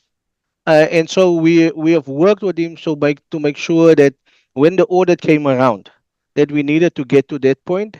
There was other people, which I have to say, that we had the ED Corporate Services that was there. I think you've just answered me to say that the CFO okay. has been appointed in 2005. Yes. You've just said that you've appointed a very good CFO, but very good. He or she was supposed to have 10 things around for 3 consecutive years. He or she was supposed to have 10 things around. So I want to make you aware that you cannot say a good CFO, but you cannot be able to have you cannot be able to turn your things around.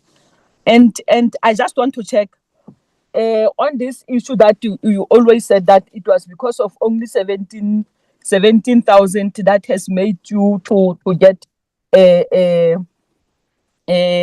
qualified audit. If that is the reason of 17,000 out of the asset that worth 1.9 billion, what is so difficult for the entity to correct that? It's a very small amount compared to your asset that is costing 1.9 billion. What is so difficult for you to turn the situation around? See, it's Chairperson, I need to bring the member. We're talking about the 24-25 financial year, right? In the 2025-26 financial year, which will be audited now, we as a board has taken a decision to say that we will strive to implement, to make sure that we have an unqualified audit. So the CFO wasn't appointed prior to that. The CFO was appointed in the close to the latter part of the closure of the 24-25 financial year. He now has a whole year, the 25-26 financial year, which comes to an end, which we get audited now. And I believe with the CFO, and the board, we have made the right steps in ensuring that we would close and get an unqualified audit. That is the focus of the entity, that is the focus of the board, and that is the focus with the executive team. And I think we have done great strides.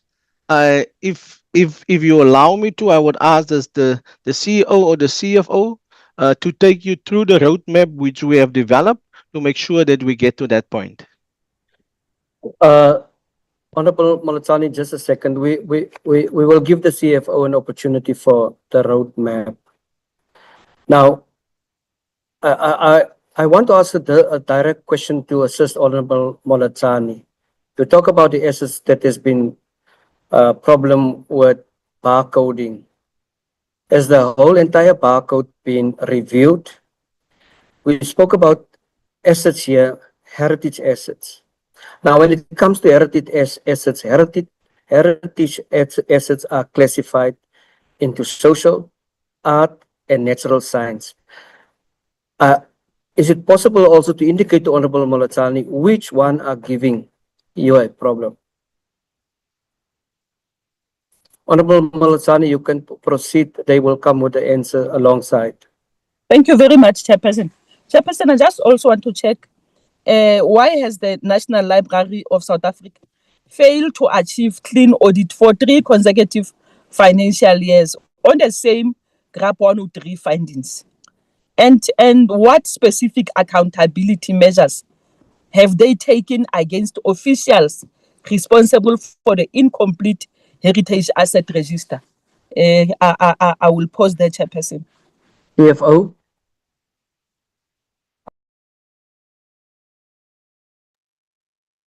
Right. CFO, you can go ahead. Right. No, thanks, Chair. I think from our side, especially when we begin to look at in detail the issues in terms of GRAP 103. Indeed, the GRAP 103, the changes in them started around 2015, 2016. And as a result, then our collection is mostly rare books that we have. We have rare books, manuscripts within our fold. So from there, those valuation that needs to be done, they have to be done physically. You have to physically inspect the collection as opposed to an electronic usage in terms you identify the accuracy or the validity of that, whether it's in the correct value of it. So that process, that manual process also took some time over the years to get to this stage. But when we produced the financial last year, when we were closing off the financial statements, we were able to produce these registers that then gave us the bigger picture of what we are housing, which is that collection of around 1.9 billion rand. That collection is expected to grow also this financial year to about 2 billion rand, so that we then go as we evaluate. The collection also is due to those amalgamations that were done between the Cape Town library and the Pretoria library. So it's quite historic information or historic items that we are housing as a result of that. So from there, then we were able to have these registers that we need to maintain. And as I've indicated, we previously the AG will come in and there won't be any registers. For the first time, we were able to produce those registers, almost 60 of them.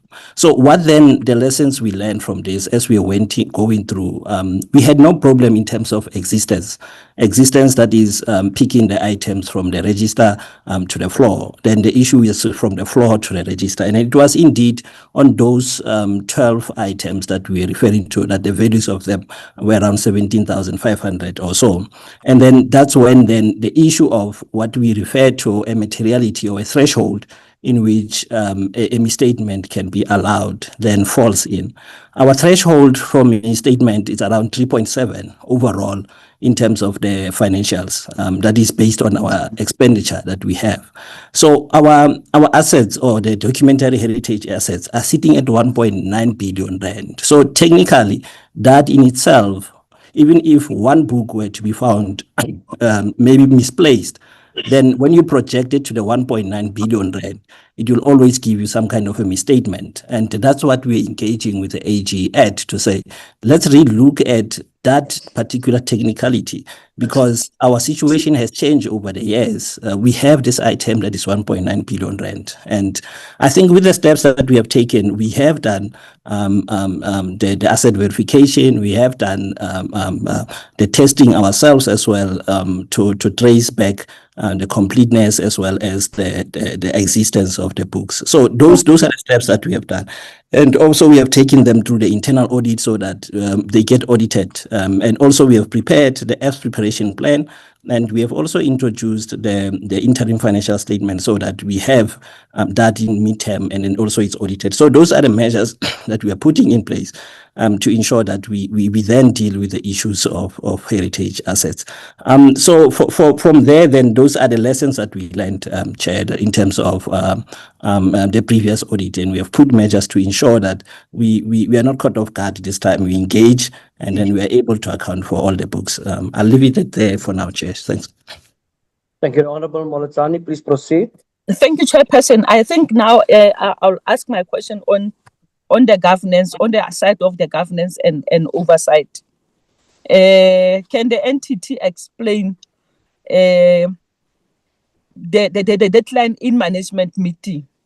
In 2022-23, they have 9 meetings. 2024-2025, they only have 5 meetings. Does this indicate a weakening on internal management oversight, Chairperson? I think I will have 3 questions on this, and I want to put them as 3 so that they can be able to be answered at a go. My second question, again on the governance and oversight: has the new board established a dedicated heritage asset subcommittee or the task team to drive the audit remediation plan? And if so, what's its terms of reference and reporting? The last question on this oversight and governance: what is the board's realistic timeline for achieving an unqualified audit, given that past commitments have not been met? Thank you, Chair. Thank you. Response? Chair, can I go ahead? Yes, please go ahead, Mr. Maralak. Chair, yes, let me start with the last one. The board and management has said our focus is to have an unqualified audit the 25-26 financial year, which is this financial year. So with the remedial processes that the CFO have outlined, we are confident that we would meet those aspects of having unqualified audit.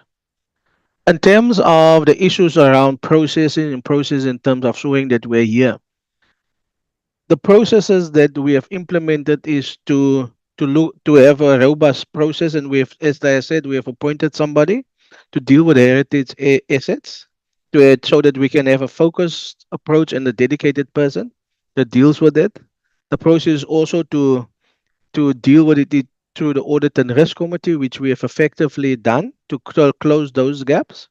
And the board is getting quarterly updates in terms of progress and processes in terms of our heritage asset management to make sure that we close the gap and to deal with issues that may have arisen earlier through the process. So that is how we deal. The issue in terms of the management meetings, I don't think that the management meetings contributed, but I cannot speak at that particular issue because we were not there at the board. But my understanding is I don't think the absence or the limitations of management meetings contributed to any processes. However, we have the CEO here, and the CEO I know has regular management meetings since he has taken over, and he can maybe give you an update on the issues around management meetings, if you allow, Chairperson.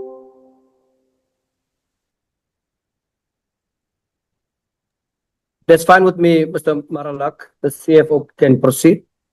CEO, on the issue on management meetings. Please and the do so. governance is, yeah. All right. Thank you, Chair. I think from a management perspective, we are meeting on a monthly basis. Maybe the meetings that is referred to is the meetings that is in preparation for board meetings. But the meetings that we are doing, we've got MENCO, which is a level below the executives, and then also we've got an EXCO, which is a level of executives. So we've got monthly meetings, and we're monitoring our only focus is monitoring our audit action plan.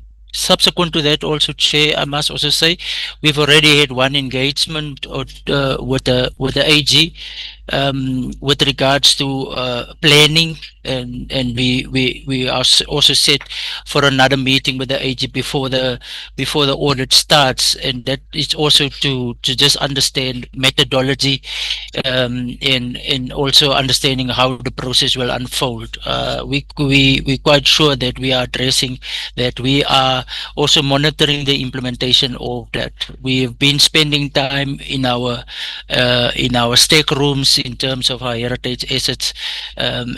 So I think from our point of view, if you look also our number of meetings with the entire staff in readiness for the audit has also increased. We just concluded today our 5th meeting with a bigger staff component. The rest of the staff, both the Cape Town office and the Joburg office, with regards to audit readiness and the responsibility that the rest on our shoulders to ensure that we do not get a qualified audit this time around. Thank you, Chair.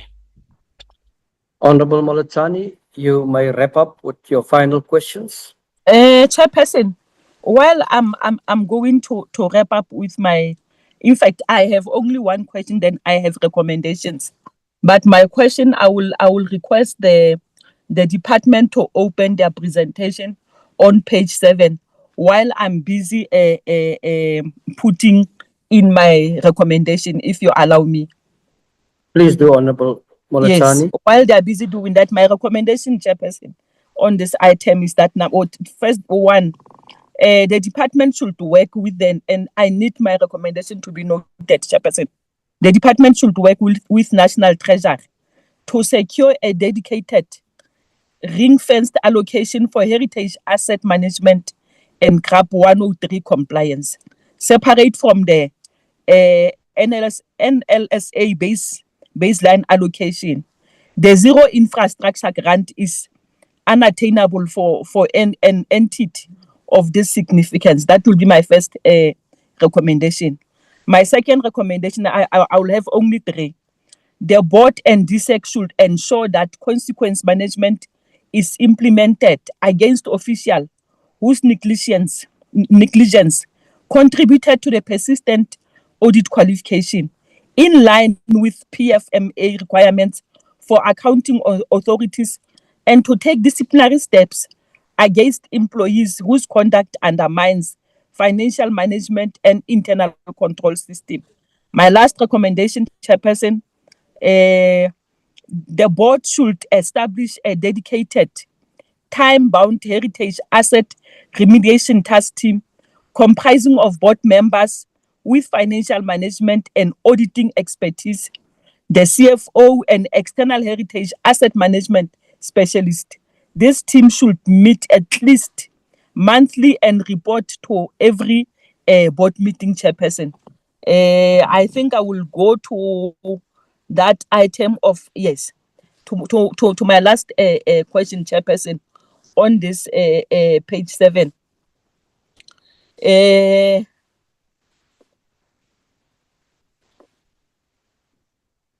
I just want to check. I remember I had on the second bulletin, the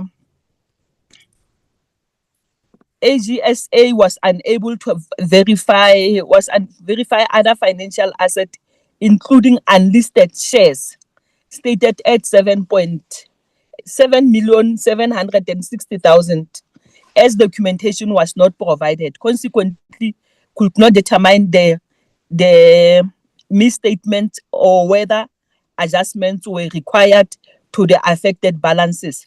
I just want not the department, the entity to explain to us on this statement, Chairperson, of unlisted shares stated at 7 million as reliable supporting documentation was not provided. Why did entity fail to provide Auditor General with the documentation, Chairperson? Thank you very much. Okay. Thank you. Honorable Molotani, I missed you for a while. My apologies. I want to add on the issue of Iziko that they also sent us within a month, as promised, a full report of their investigation to all stakeholders, including the Portfolio Committee. Portfolio Secretary, I hope you have taken a note of the recommendations. Please email me the link for this meeting. It seems that this gadget gives me problems so that I can join with my other gadget. Thank you so much. Yeah. The Honorable Makato.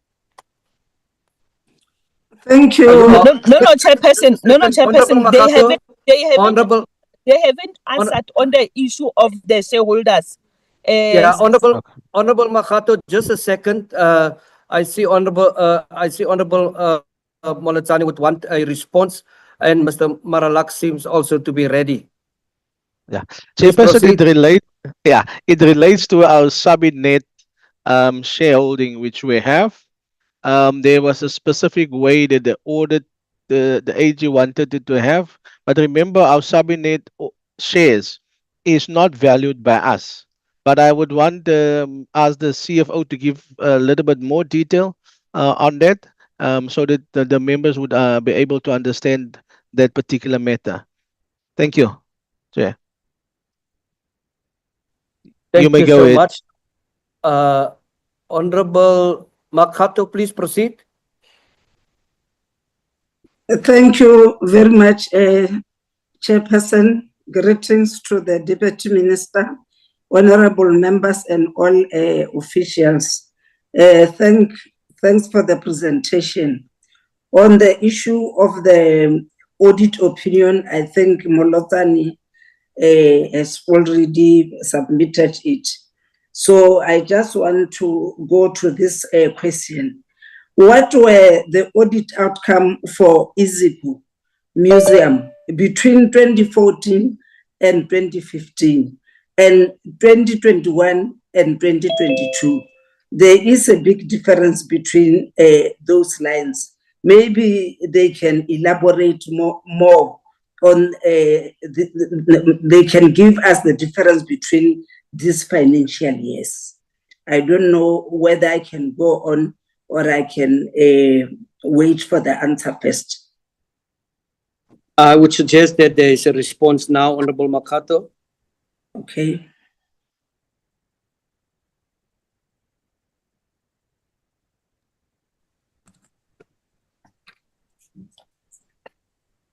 Thank you, Chair. With your permission, Please proceed. Yes, in connection with the audit outcome for Iziko for 2014-2015, Iziko got a qualified audit opinion for GRAP 103 non-compliance. That's its heritage asset. For the year 2021-2022, we got an unqualified audit for that particular year. Thank you, Chair. So Thank meaning you so much. Meaning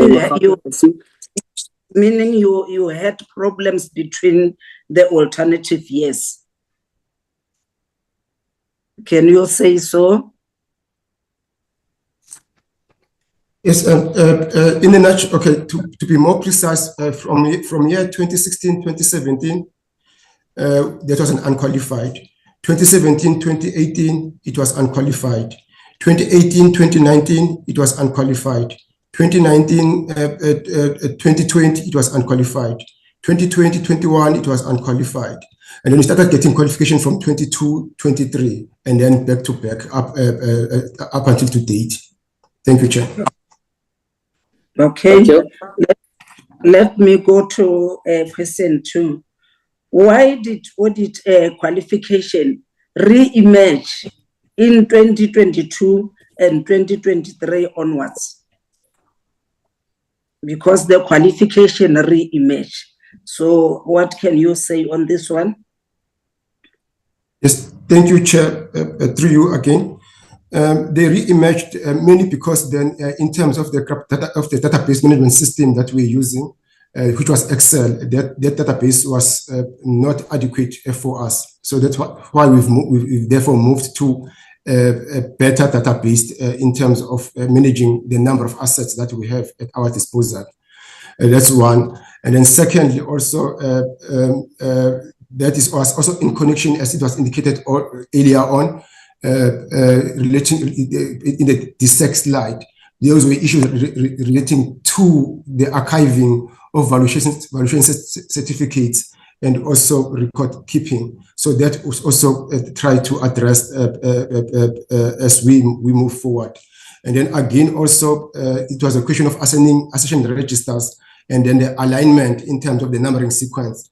If you look at the slide that deals with audit history, we do mention that historically, some assets in the asset register were, for example, had prefix and others did not have prefix. In an event, for an example that is listed, for the South African Cultural History Museum, you had an asset numbered 227/67, and then elsewhere, you'll also have another asset number with that set number, but without the prefix. So those were the issues that we're trying to address. And then in moving to the database management system that we are using, we are trying to see to it that those issues do not recur. And then where there are similarities in number, the team is also working in addressing those root cause. Okay. Thank you, Chair. Okay. What are the main outstanding issues in achieving a full compliance? The main outstanding issues in achieving the full compliance. Thank you, Chair.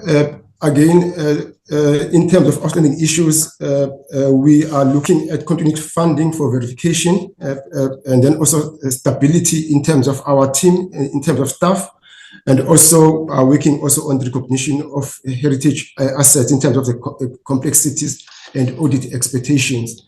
We have tried to address the issue of databases. And then we are also, by addressing those databases, we are also formalizing the loan registers and also seeing to it that the database that is entered in that is credible. So those are the main issues that we are outstanding and that we are also trying to deal. The department did have a meeting with us. The CRAP team did come to Iziko to indicate that they will be supporting the entity. They've asked the entity to therefore indicate to the department what measures and what support will be required. We've also therefore forwarded those that to the department. Okay. And then what corrective actions have been implemented to address the GRAP 103 compliance challenges? Thank you, Chairperson. We've augmented our team by appointing specialist service providers to work with internal staff and to transfer skills. We have also, therefore, implemented and began from this financial year. The audit will be based on the databases that we have, not on the Excel spreadsheet. And then we have also requested internal auditors to come and do quality assurance before the HSA begin their audit. We've also developed a detailed action plan, which we refer to as a credible action plan. We've also introduced a structured approach to verification and reconciliation processes. We have also strengthened the collaboration between the collection team and the finance team. Thank you, Chair. Okay, now this is my last question. I just want to check the composition of the board, whether it's well structured due to recurring matters. Maybe you can just outline to us. This is my last question. Chairperson, with regard to that question, Mr. Pasha does refer that to in his slide, but it's outside of the department is handling it. Chairperson, with your permission, Chairperson, I would also like to step back on this one. Please, following that answer, I would like to call upon the Honorable Mtetwa.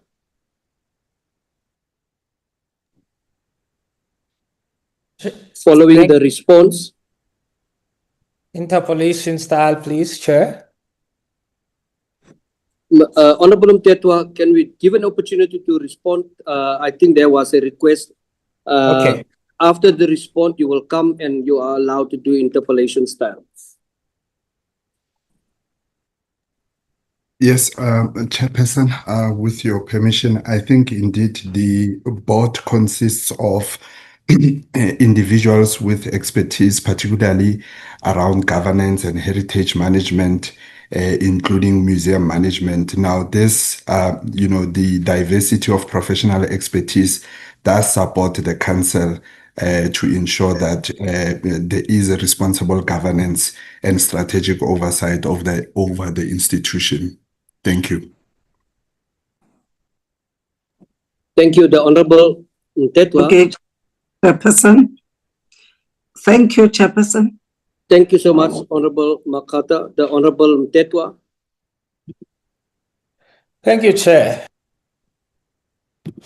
I just want to find out on a lighter note, Chair. I see the chairperson is Mr. Mdluli with an H. I just want to find out whether is it the same clan names with the Mdluli without the H.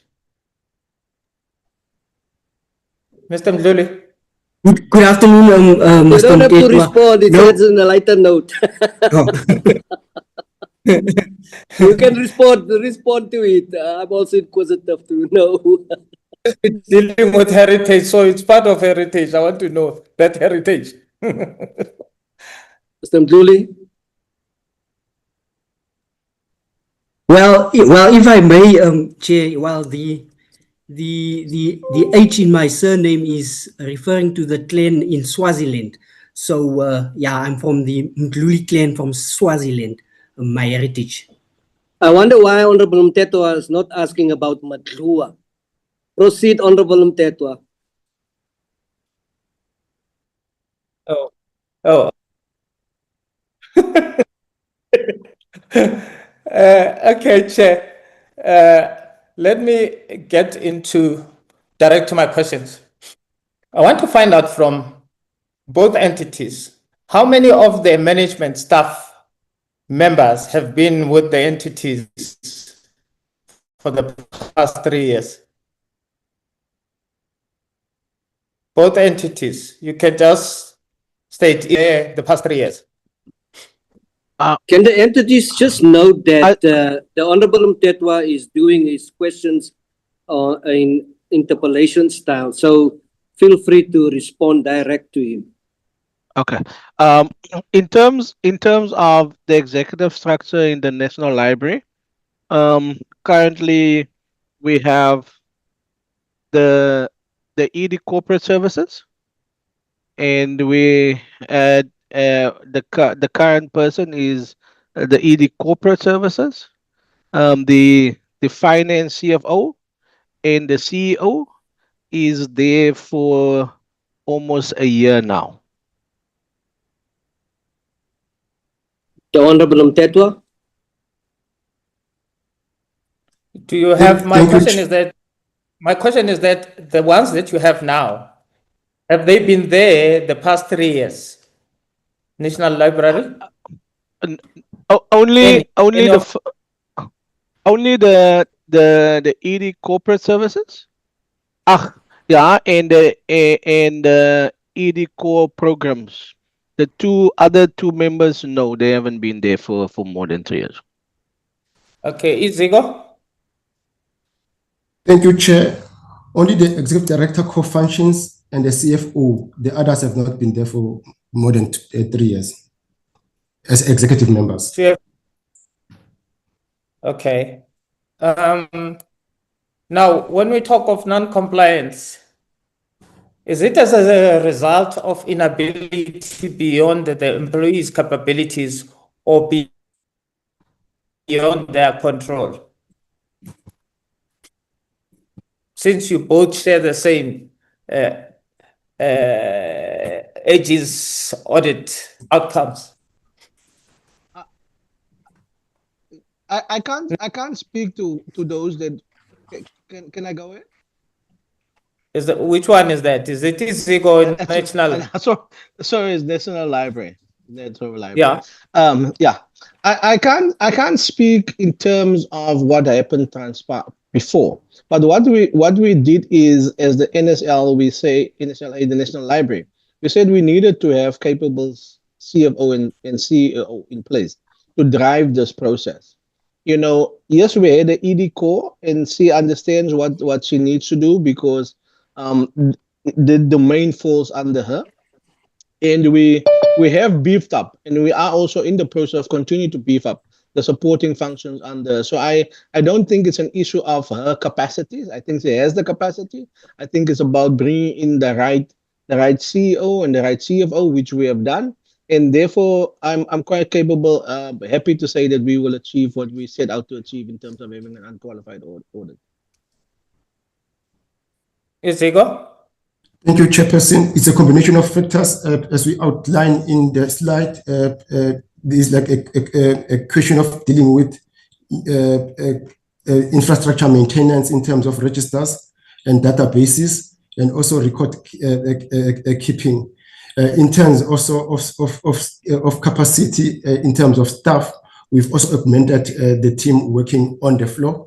And then the issues that were identified through an assessment, we are addressing those particular issues in as far as strengthening the finance department. So who, in terms of your staff members, who are the staff members responsible for these responsibilities?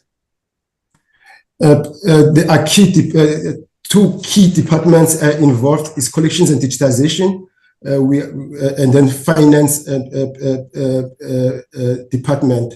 In as far as the C&D, we have a director. He's not an SMT, a director for that unit, and then is responsible for collections, working very closely, as we pointed out in our slide, with the finance department, the CFO.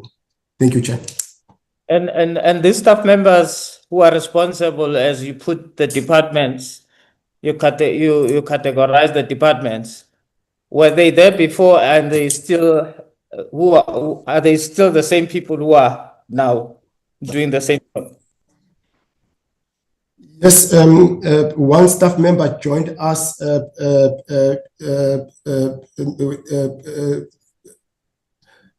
I'm just trying to, I will also confirm the year, but then we were, I think, on the verge of getting the third qualification. And then a second, another colleague has been there before.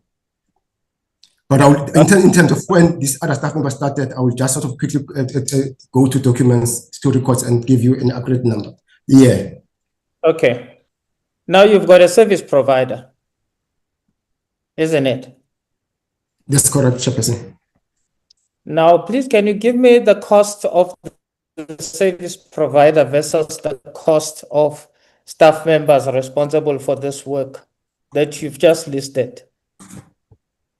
Thank you. CFO, may you please step in with the figures? Can you hear me? Yes, I can hear you. Oh, Yes. good. Oh, no, I had a problem with my sound earlier. So the service provider does two things. At the moment, they're busy with the verification, but they also do I valuation. don't know the responsibilities of the service provider. I want the costs. How much are you paying the service provider per month versus the amount you are paying for the staff members who are responsible for what he's doing now, he's correcting? In the current financial year, we pay the service provider just under R1 million, but we do have another invoice, so we'll end up spending just over 1.5 million rand. The staff members, there are various, we've got directors and various staff members. I don't have the total cost to company. Sorry, ma'am. Do you pay the service provider once in a year or monthly? I asked for monthly estimation of how much you pay versus the staff members. We pay on as the invoices are presented, but my estimation is 300,000 per month. 300,000 per month. And staff members, Yes. those staff members who are responsible for what he is correcting now, how much per month estimation? It is a bit difficult for me. I don't have that information on site because we have a number of staff members within the collections department, and their salaries. I'll get back to you on it. I'll just quickly refer to some financial statements that I have on hand. Yeah. Okay. From the National Library side. You have a service provider too? No. We don't use. We have in-house. We're doing it in-house. That's why we even have now in the process of finalizing the heritage assets. We do have an evaluator that comes once a year to evaluate the collection because that's a quite technical area, but everything else is done in-house by us. Okay, here's the message I want to drive home with these questions. Both of the entities, you have the ad corporate that you are paying the salary, regardless of the non-compliances that are as a result of their lack of ability to do the work. It's business as usual. Iziko, you are even worse because you've got a service provider that you are paying 300,000 a month, whilst you're still paying the staff members who cannot do what the service provider is now assisting them to correct. That's the issue of the compliance. What is your take? What is your response, Iziko? So right at the beginning, I tried to just explain that we need expertise valuation. So we don't do valuations ourselves. We have expert valuators. And that's part of what the service provider is doing. All right. So as we are verifying and finding new assets, they need to be valued. And that No, I'm not referring to the work that he's doing. I'm saying to you, the fact that you have not meted any consequence management, all the members of the portfolio committee have been talking about consequence management. Even the Department of Arts and Culture refers one statement it makes, it says the above findings were compounded by lack of consequence management and capacity constraints in financial and supply chain management, which includes you, by the way, as the CFO, who has been there long enough to have made to know what the problems are. You have failed in your duties too. You are still earning a salary, but you have even gone further to double the costs that the entity is incurring in correcting these measures without any consequence management, which includes the board. That it means the board has failed in its fiduciary duties. It doesn't matter how short the period you've been there as a board, but you are failing to apply consequence, to meet consequence management, because instead you are incurring more costs whilst you're still getting the negative, the qualified audit outcomes. What is your take, CFO? So there are many variables to this, and from my point of view is that the sheer volumes of the collections and the amount of work that needs to be done, coupled with the fact that we need to obtain clean, unqualified audits, has necessitated the need for a service provider to assist. It's a short time, it's not an ongoing cost. And we are confident that, once they finish their work in April, that we will be able to stop, that cost will cease. The board has taken consequence management. I have been demoted, and but I'm still here to support the organization to ensure, based on the fact that I do have quite a bit of institutional knowledge, I'm still here to support the organization. There has been consequence management. What have you been demoted from to what? Just to a project finance manager now. And who's the CFO? There's no CFO at the moment. I will be, okay, so I will be demoted once a new CEO.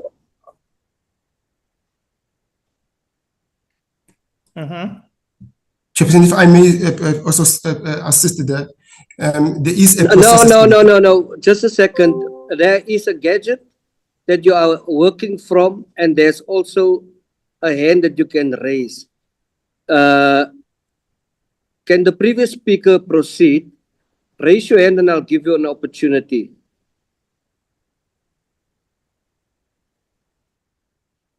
As soon as a new CFO is appointed, I will step down into the role of the project finance manager. So basically, you are still the CFO. Even though you are being demoted, you still do the duties of a CFO. Yes. Wow, that's consequence management. That's a very sweet consequence management. It's fine. I don't think whoever was coming in would assist. It's okay. It means that there's no consequence management. Let me come to the Department of Arts and Culture.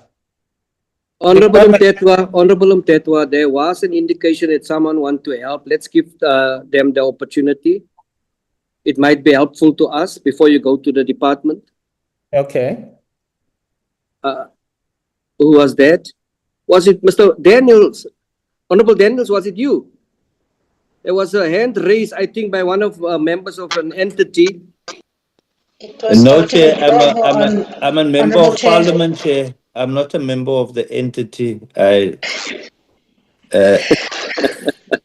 So I don't know where the confusion came in, Chairperson. Chair, it was Dr. Ndlovu who should turn his video on. My apologies, Yeah, Chair. Dr. Ndlovu, you're welcome to address us on the issue at the end. My apologies, Honorable Daniels. Thank you, Chairperson. In terms of consequence management, Council has also tracked this issue very closely. They have instructed management to therefore, as guided by Council, and also through the relevant HR processes to manage this particular process and see to it that that consequence management is followed through. as indicated by Councillor Newton, one of those processes led, therefore, to the process where in the current CFO had stepped down. And then there is there is also a process that has already been undertaken to therefore find the next CFO in relation to her roles and responsibility, and in order to manage the transition and also to minimize the risk exposure. She will therefore, as soon as we finalize the institutions, rather finalize the appointment of the new CFO, she will step to a role of a consultant who will be working very closely with the institution on matters that are related to her strength. And also in terms of C&D, collections and digitization, again, relevant action was also taken in relation to this to the director. Thank you, Chair. Honorable Tetwa, wrap up, finalize your questions before I'm going to give over to Honorable Daniels. Chair, I would like to get from the entity, first and foremost, there must have been a hearing, a disciplinary process that they undertook. They must have charged whoever that they have found wanting and given them the natural justice to respond. And when they found them that they have indeed did not perform their duties accordingly, there is a consequence management process in terms of what the charges are. I would like to get the minutes of those meetings where this was discussed, and I want to know the demotion from CFO. What was the salary at that level, and now has the salary changed? And I want to find out whether the service provider that they have appointed, is it part of the recommendations by the Auditor General? Is it funded by the department within the budget that has been allocated by the Department of Arts and Culture? Let me go to my last question. Therefore, I will just require that information, because he's speaking as if it's just a decision that they took. There was no process. When you say consequence management, there must be a process that is followed. Thanks, Chair. And then the department. Department, you've said that above findings were compounded by the lack of consequence management and capacity constraints. Lack of consequence management, and yet here's Iziko says that they've actually meted consequence management. So your statements are contradicting. But give us the consequence management according to your knowledge, Department of Arts and Culture, and explain why, because the consequence management, they work both ways. It is the department holding the entity accountable. And if there are people who have been found wanting, the department must act on the board of that particular entity. And the board must act, in fact, the board must act if it fails to hold accountable those, then even the department must be found wanting, because then also where's the accountability to the department? You are stating two different contradicting statements. You are saying capacity constraints and consequence management. The people that you are saying capacity constraints to, they are still at work. The consequence management, that person is still at the Department of Arts and Culture, Sports, Arts and Culture.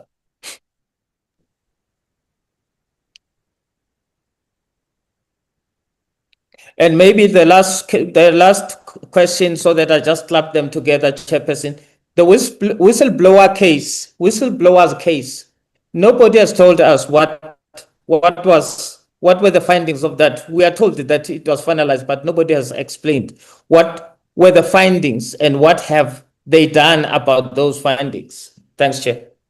Thank you, Honorable Tetwa. The Honorable Daniels? No, the department, can it respond first, Chair? The department? Thank you very much, Chairperson. I would like to hand over to Mr. Tsanyana to cover those questions that have been asked. Thank you.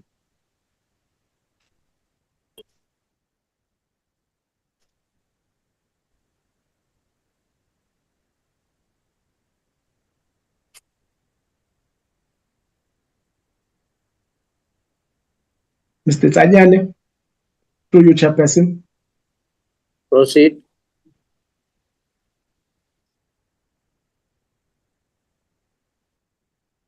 Has ran away, Chairperson. Did he assist? But Honorable Maybe Mtetwa, we could.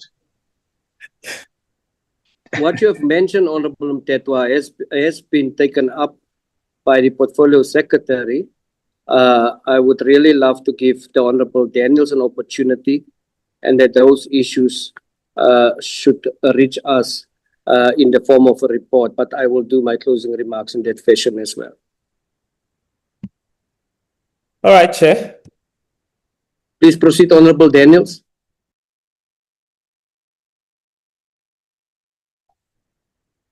Thank you, Chairperson.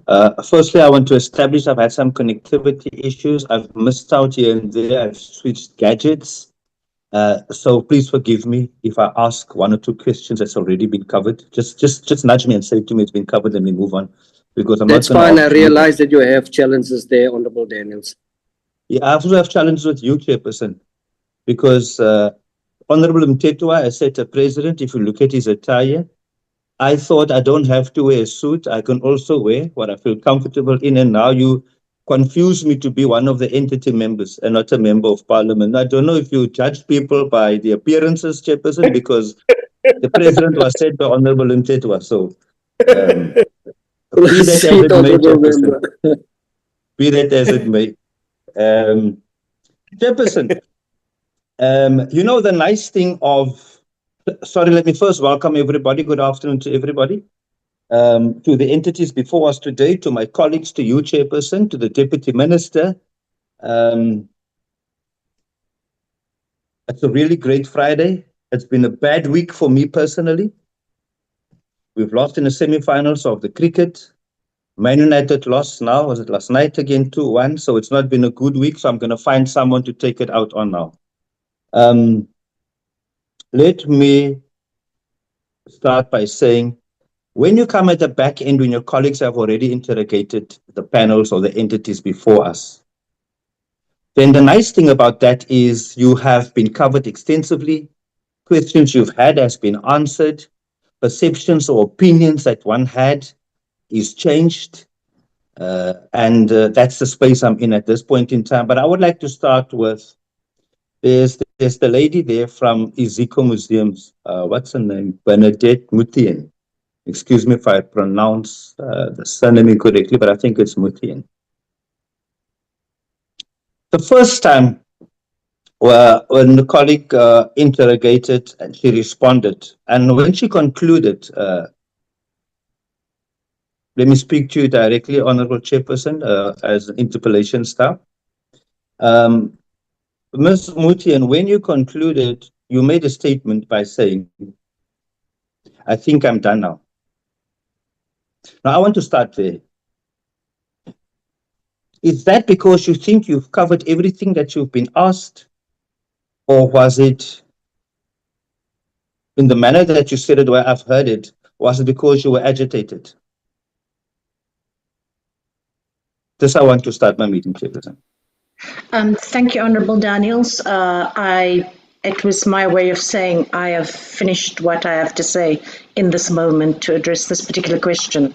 I am still in the meeting, and as you can see, still available to you and to public service in general. I apologize if it sounded not entirely convivial, but here I am, calm and continuing to serve. Thank you, sir. Thank you very much. Then I want to go to the department's presentation, which I welcome. There was one thing that they said amongst many others, and like I said, I've been covered extensively, so I'm not going to try and repeat what's been said. There's one thing that stood out for me. The department said there's an understatement of the heritage assets disclosed. I would want the department to make me understand what they mean by saying an understatement of the heritage assets disclosed. Are the assets missing, department?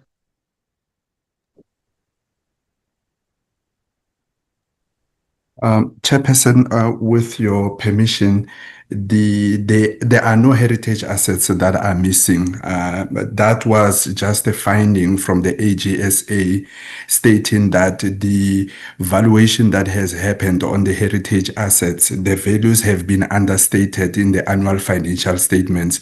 So it does not relate to the accounting for GRAP 103 does not relate to having to check whether heritage assets are missing, but to disclose the values as per the valuation in the annual financial statements. Thank you. Yeah, but what Thank you Honorable very much. Daniels is saying is Yes.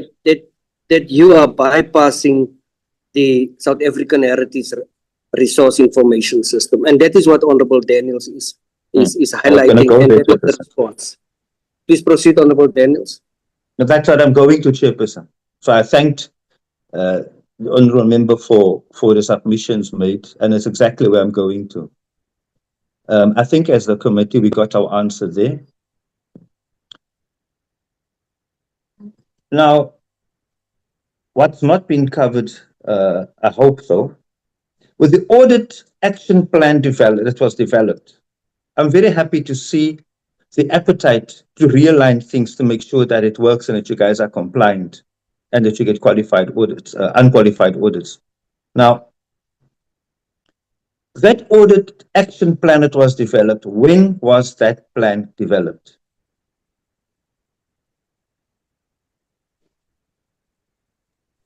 Has anybody got the answer? Yeah, yes. Afternoon, honorable member. Before I start, I say I carry the same pain with you carrying. Yes. With the plan came into being for the I'm talking for the National Library. We started developing the plan in late September, rolling it over and finalizing it. Right. I think now in January. But through the processes, there was already processes put in place in terms of making sure that we adhere to the process. That's why when you saw the presentation that was done by the CFO, he could highlight and outline to you in terms of the processes and the implementation plan processes in terms of corrective measures to correct the audit. And therefore, from the National Library side, we are confident that we will have an unqualified audit this financial year. Thank you. Iziko Museum, when did you put your plan in action? When did you develop that plan?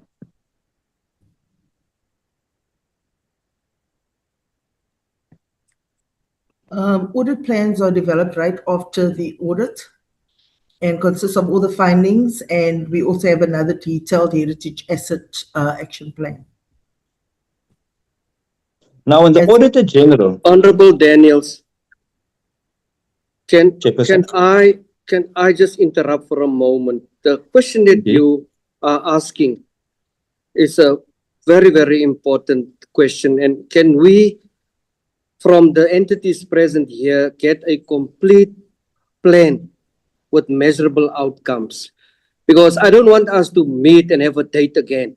You're asking about the plans, there's explanations about the plans, but I think we as a committee must get that plan with measurable outcomes in order for us to do our oversight. Thank you, Honorable Dennis. Please proceed. Thank you, Chairperson. Now, in the AG outlined issues of concern, and now you've put your plan together. And one of the things that you said that you are now monitored by management, audit and risk committee, and the department. My question is, if you are now monitored by management as part of your plan, Iziko Museum, is this the same management that was present? Because I heard the question asked by my colleague, Honorable Mtetwa, about who's been here for more than 3 years. The monitoring by management, does it involve the very same people that was here when you got your qualified audits?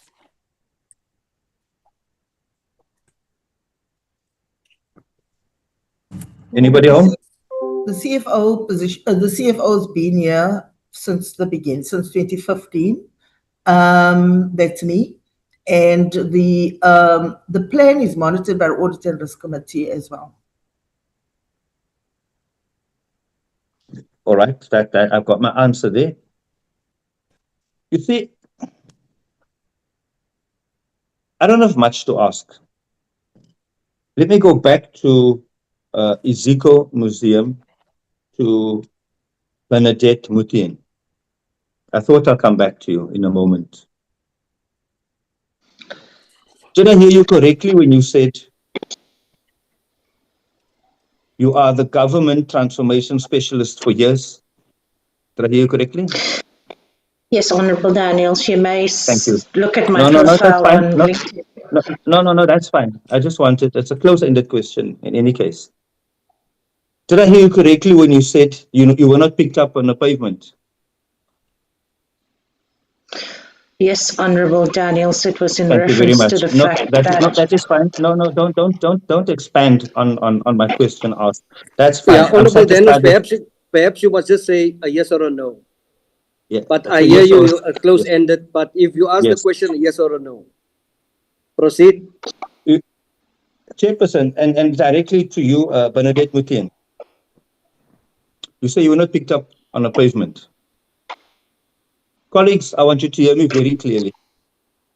Everybody present in this meeting, if you don't hear me clearly, please ask me to repeat myself.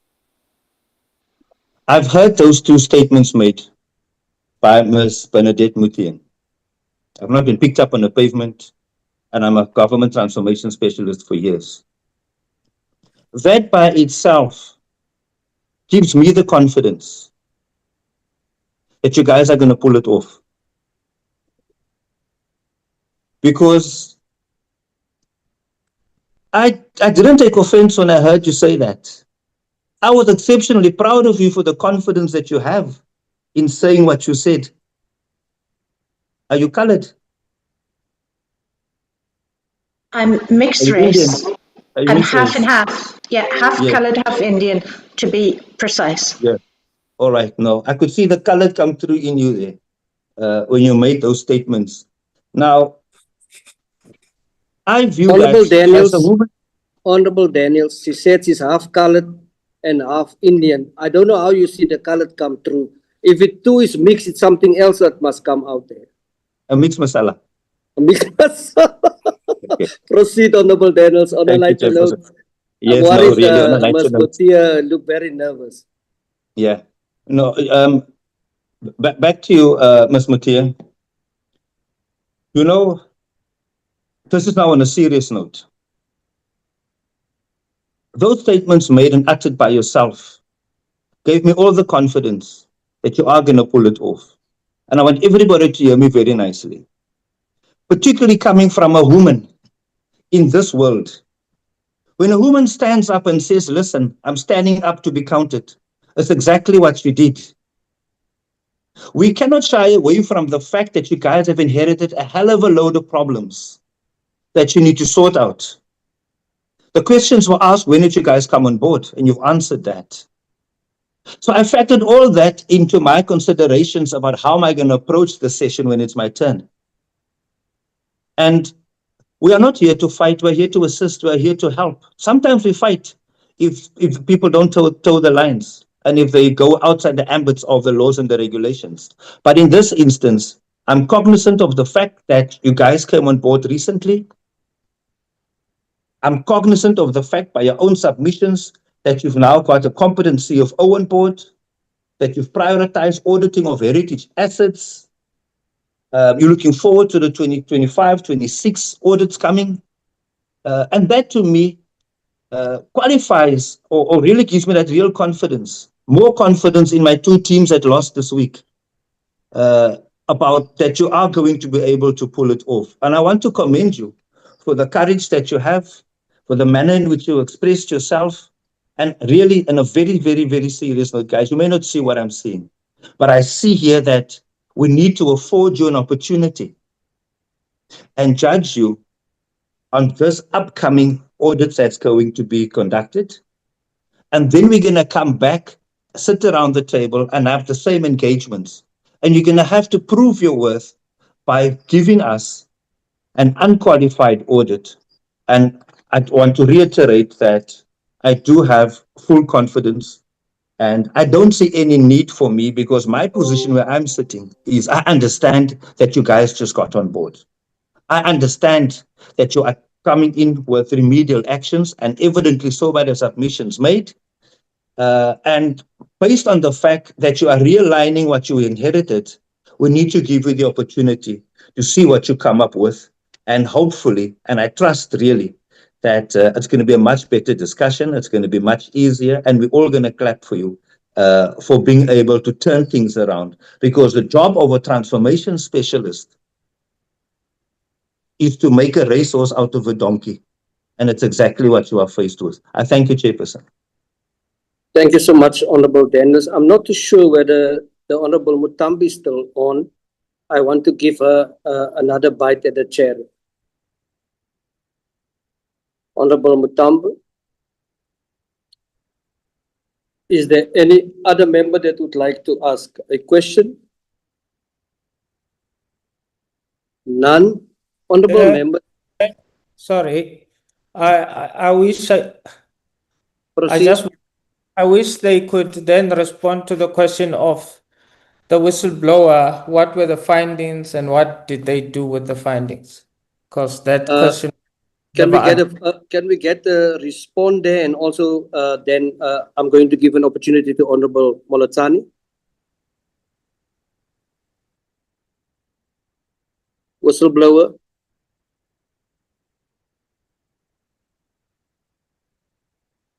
Honorable Mtetwa, can you again direct that question? Who do you direct it to? Well, the department. Okay. Yeah, that matter, Chairperson, related to the National Heritage to the National Library. So when we received the report, the final report, we instituted process of getting a legal opinion on that report. There are some legalities which we are now dealing with in terms of that report. So we are busy. We have started actioning some issues in terms of the report. I cannot go into depth because there are some processes at this stage that is court bound and deals with certain individuals. But to say that we have actioned it, we have got legal opinion on it, and we have put it into action. The findings. Thank you, Mr. Malalak. The Honorable Molotsani. Mr. Mdima, I'm coming to you now. Thank you very much, Chairperson. Chair, I just want to open my notes. I've done some notes here. Yes, Chair. I think, Chair, on both entities, just want to check to date, up until to date, Chair, how much money has been spent on attaining GRAP 103 compliance? How much money has they spent on attaining GRAP 103 compliance? My second question, how much more funds are required to ensure compliance on both entities? Number three question. Question number three, additional to process of attaining compliance, have either the entity or the department identified there any infrastructure needs? This include even the IT system to ensure adequate heritage assets management. Thank you very much, Chairperson. Three questions. Can I stop there before you respond? Honorable Mutambi, you still want to have a second bite?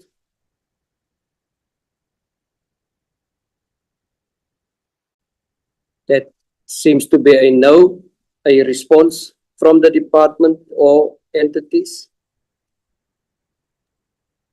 Chairperson, if I could speak. Please proceed. Thank you very much, Chairperson.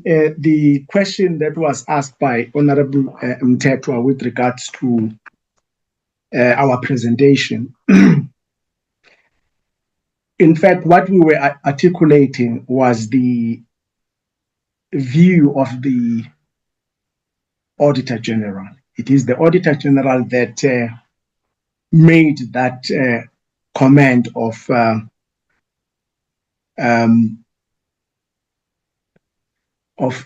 lack of consequence management and capacity constraint. But I want to say, Chairperson, that from our point of view and from our side, the real issue here, I would want to just concentrate a bit on that, the capacity constraint, but also taking cognizance of the standard, the introduction of the standard. Yes, it was introduced around 2014, and some mechanisms were put in place by the department to at least try and exempt these entities from the GRAP standard because of the complexity of it, as outlined by the presentations that were made by the entities. But we went further on to then ask for funding from the National Treasury, where we were able to then just provide some funding to entities. And I think that the presentation did indicate that. I think between, I can't remember the years, but colleagues are going to come in, whether 2017 to 2018, there was that 200 million rand that was given to entities to at least try and comply with this GRAP. And it assisted most of the entities. But these entities that we're talking about, in fact, it's a 200-year-old, Iziko Museum, and we are talking about the library. When you consider the library in the Cape Town, you're talking about an entity that is becoming 200 and maybe this year 207 or 208 years old, and with massive collections. I would also just want to emphasize this point.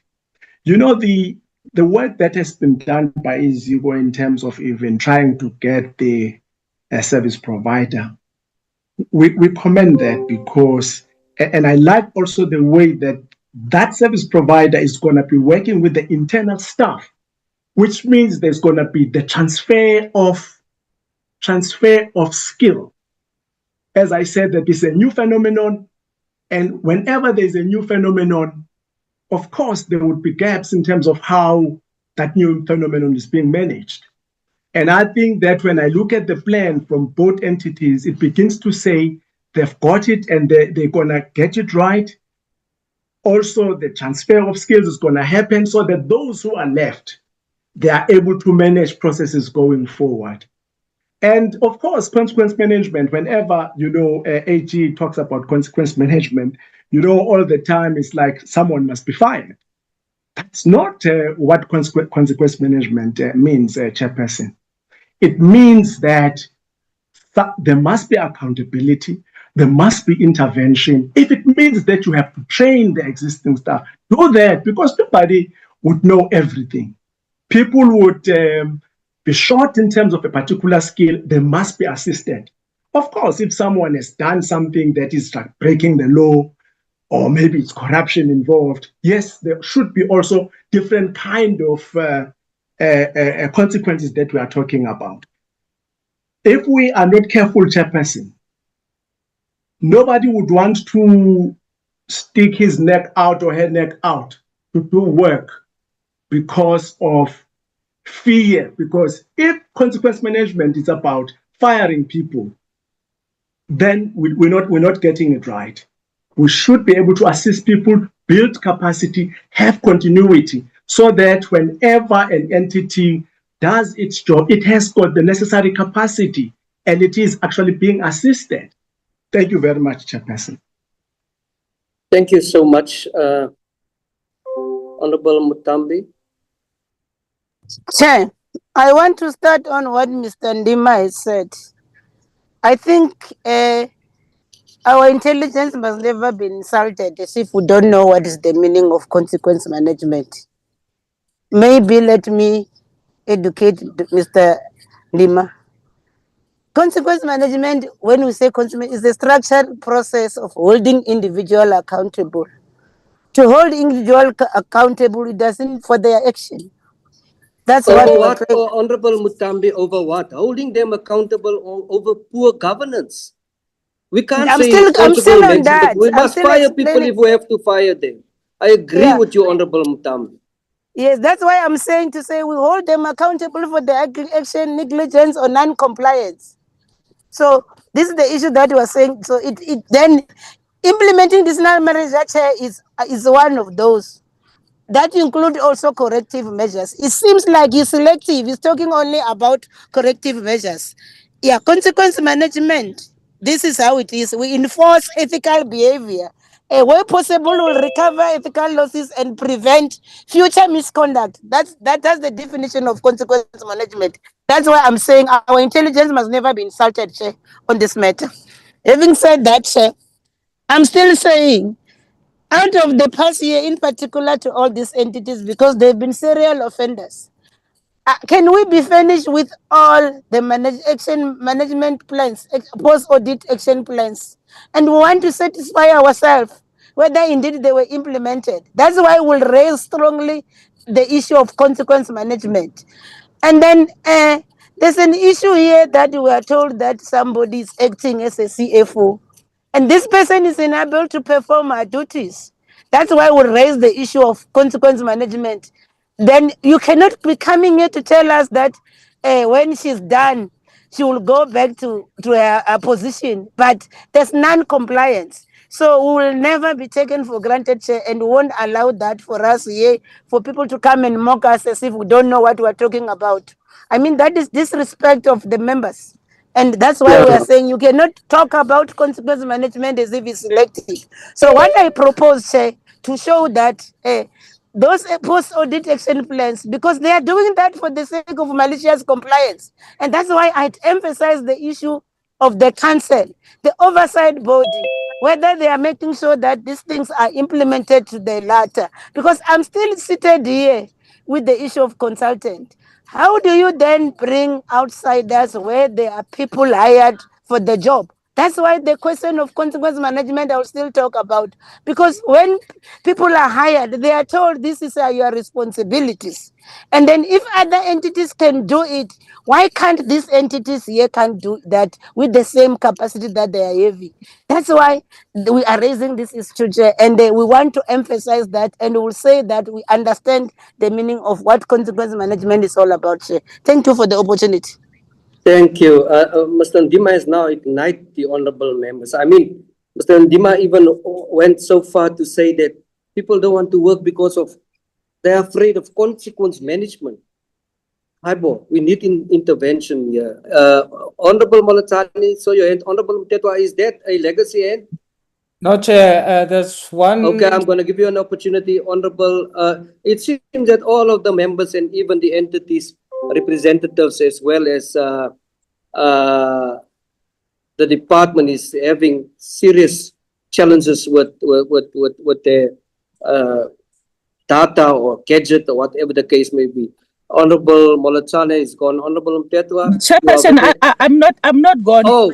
But I you must think leave the hand. what you've just said, it's important that I also noticed that they are leaving the meeting one by one, and they must get used to this. This is going to be a Not new gonna normal. stop. This is going to be a new normal where we'll have the meeting on Friday afternoon, because we want to see things happening in the department. I think I've raised 3 questions, Chairperson. And seeing the hand of Mr. Ndima, I thought that he was going to answer the questions that I've raised. Unfortunately, they haven't been answered, Chairperson. We can't let this entity off the hook. Thank you, Chair. I can assure you, Honorable Member, that there is minutes, and we as a committee have full confidence in the Portfolio Secretary, and we will request every single request that has been made by members. We will ask it, and it must come forward. Honorable Mtetwa. Thank you, Chair. I must say that I'm disappointed at DDG Ndima. In fact, I shouldn't be disappointed. That is why the department is in a situation where it has so many investigations, but nothing is happening. Even NAC people that are investigated are back at work because there's no consequence management in this government. And it cannot be, Chair, that in our 7th Parliament, we as the Portfolio Committee, we need to really have a strategy of dealing with these issues and set examples. We cannot allow these people, these things to happen inadvertently because the department fails to hold even its own people accountable. We can't be glorifying mediocre here. Please, Mr. Ndima, please respect us. Chair, here's the question that I want to ask. Because there's a service provider that has been paid. I want to find out why is the service provider being paid to do something that they can find free of charge on the database system that is SARIS. It's a free of charge system provided by the South African Heritage Resource Center. Why are they paying a service provider? On top of that, they are paying salaries of people who fail to do the work. Thanks, Chair. Thank you. Honorable members, we still have time up until 6:30. And I'm afraid I've been informed that we run the risk of not being a quorum to approve the minutes. So what I would consider that when we start our next meeting, that at least Portfolio Secretary start with 1 or 2 minutes of previous meetings and then proceed with our work, because at the end of the day, these issues become so serious and interesting and commendable that we have to postpone the agenda when it comes to minutes. I see hands of Mr. Ndlovu. I want to give you an opportunity. I'm not going to stifle debate. I am going to give you an opportunity to address us. Honorable Molatsani, I'm not sure whether she have noticed properly, but I also saw on my gadget those who left. It is of concern.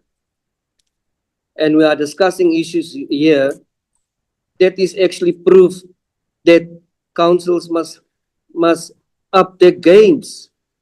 There is capacity constraints, leadership instability.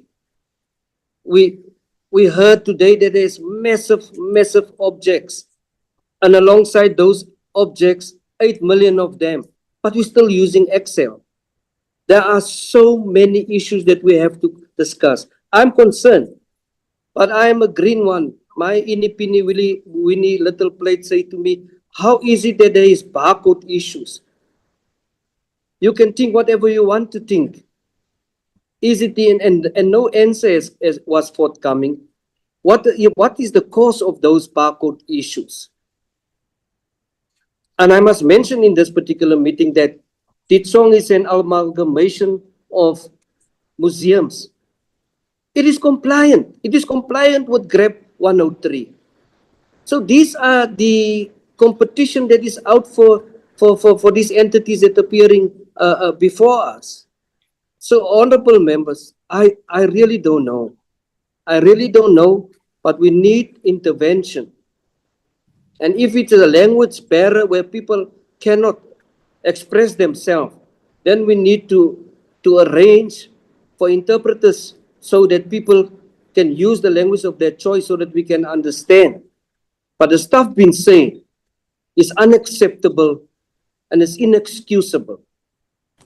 And I see even now on the WhatsApp group that has applied that statement must be withdrawn.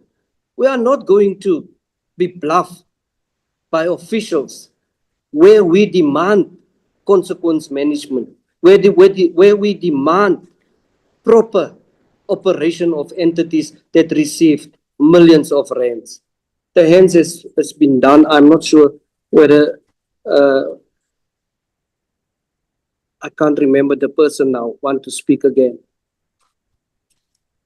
Yes. It was CEO Ndlovu. Please proceed. Thank you, Chairperson. We've noted the seriousness of the issues raised by this committee. We sort of would like to assure you in terms of documents that were requested for the Iziko Museum to submit. We'll be able to submit those ones. In terms of the process that was followed in relation to consequence management, we'll share those documents via the Secretariat of the PC. And then in terms also of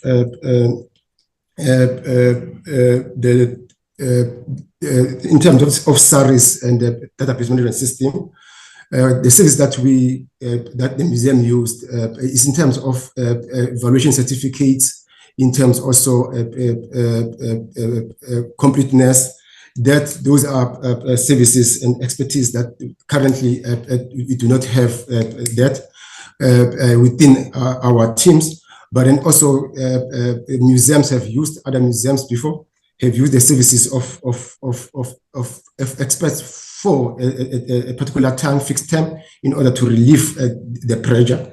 If you look at our staff ratio to collection ratio, there's a very big difference. We have a number of collections that are often collections, but then we are also trying to address that.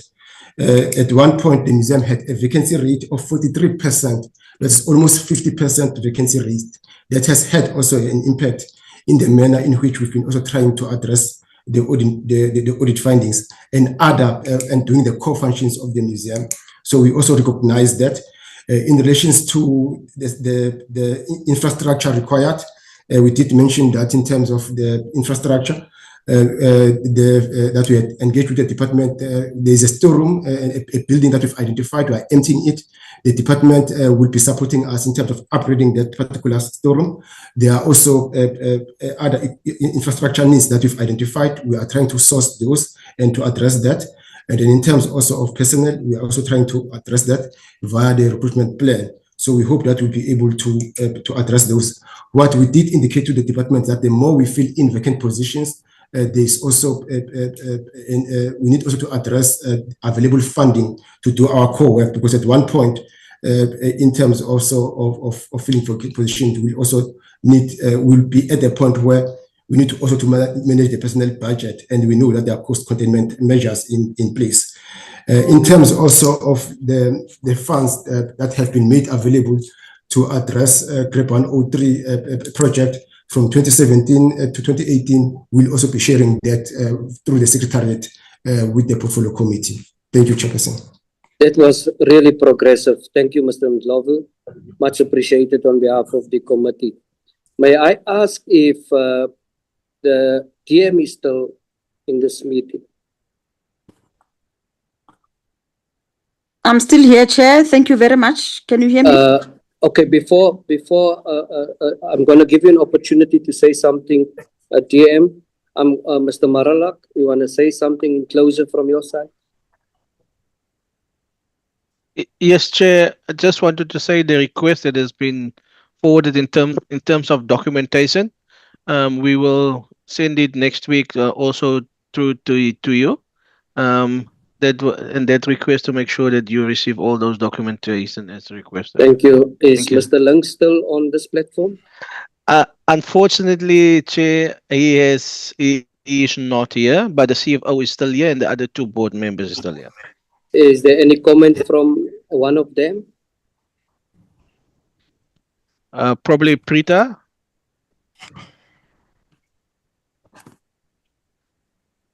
Thank you. Thank you, everyone. Yes, thank you very much to all the relevant members that have posed questions to us today. We want to give you our undertaking that we view the comments that we've received today. We've taken them to heart. We will be ensuring that if needs be, if it needs to complement our implementation plan, we will also include your comments into our plan. But as the chair has said, we will undertake to have those documents sent to you as soon as possible. In fact, we can send it right now, but we would want to complement what you've already asked us to add on to. So thank you very much for your assistance and helping us to deliver for the country. Thank you. Thank you so much. Mr. Abrams, something must have come your way, and I'm sure you're very eager to tell us something about the data and assets. Tell us something about the Excel, the barcodes. The floor is yours, Mr. Abrams. Thank you, Chairperson. Thank you, members. I hope I'm audible. Yeah, you are. Please proceed. Okay, thank you very much. Just to clarify, the barcode issue, I think, is with the National Library of South Africa. I think those books have barcodes in. With regards to the Iziko Museum, one of the biggest challenges that the museum had was the fact that they were working on Excel spreadsheets, which is obviously not ideal if you're dealing with 40, 50 odd spreadsheets and collections that's got various versions of the spreadsheet. And like the chairperson of the audit committee, Ms. Muthien, mentioned, obviously the finalization of the audit report, the finalization of the annual financial statements, that's obviously very important, but you need the correct data in order to do that properly, and you need that to obviously be feeded through from the collection management processes then into finance.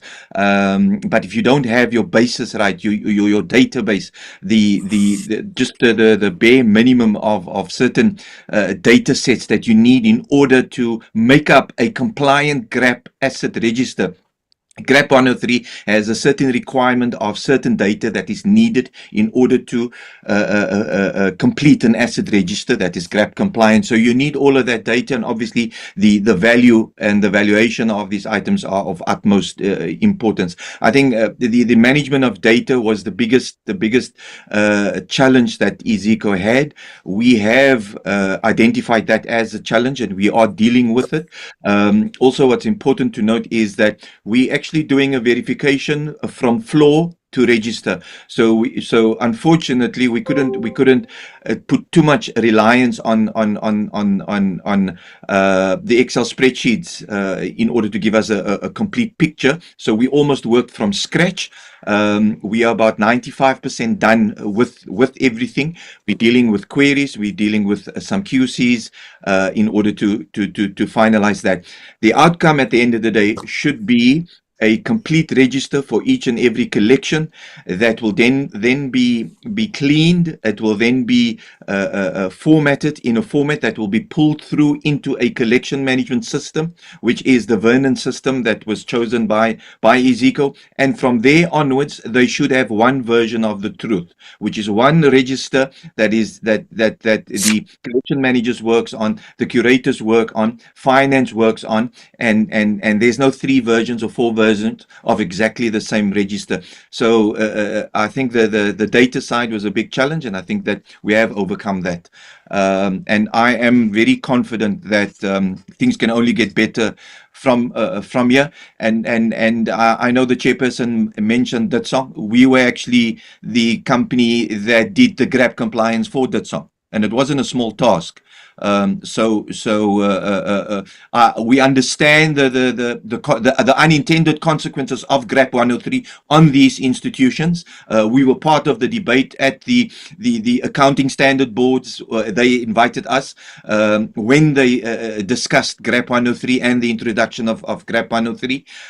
So we understand it, and I know it is a bit of a challenge for some of the museums, but as it shows, Iziko had clear audit, so it's not insurmountable. It is definitely reachable. Obviously, the collections go bigger, and there's more items to manage. But I think I know they're definitely on the right path, And like I said, we've been doing this. The first one we did was the first GRAP 103 was for Robben Island Museum way back in 2015. We actually did that as well. So we've come a long way and we've seen a lot of things and we know the pains and we know how to deal with it. So hopefully as a team together ourselves with the Exco, as well as I get the opportunity to even present or meet with the council as well, so that the council can hear directly what is happening on the floor. I think that we will be able to pull this through the rough waters. Thank you, Chairperson. I hope that is fine. Thank you, Mr. Abrams. Very informative. The acting DG, Mr. Ndima. Thank you very much, Chairperson. I think that we were very thankful for all the inputs that have been made and the guidance that we have gotten. And one is hopeful that the two institutions will really turn the corner when it comes to the GRAP 103 compliance. Thank you so much. Thank you. The DM. Thank you so much, Chair, for the opportunity. And also to say that we cannot compromise such an important legislation of compliance, that as the ministry will ensure that we continue to empower all museums with this important piece of legislation, so that when they come before the portfolio committee, they should not be found wanting. But Chair, in appreciation of this important and of course robust debates, because it can only be through this kind of engagement that we hold each other accountable. And we appreciate the work that the portfolio is doing in terms of holding us and the entities accountable. Through you, Chair, as well, if there are any officials that left the meeting without any notice, we would appreciate that maybe your secretary can share that with our office, because people must understand, even if you earn 2,000, for as long as it comes from the public purse, you are accountable to the portfolio committee, and you should oblige to all the policies and all the laws that governs public service and public finance.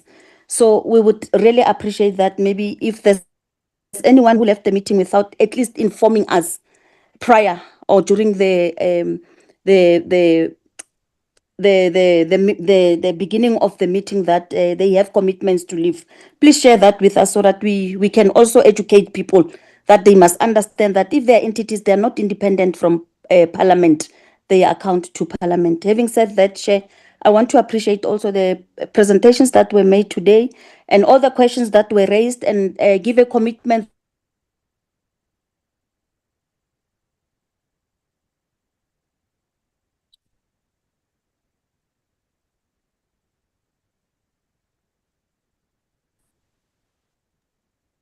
Is it just my side, Chairperson, or is it DM? I thought it's my side. I don't know why you missed me, Chair. Oh, close up, Deputy Minister. You didn't hear anything? No, I heard. I left last for, I think, 15 seconds. Yes.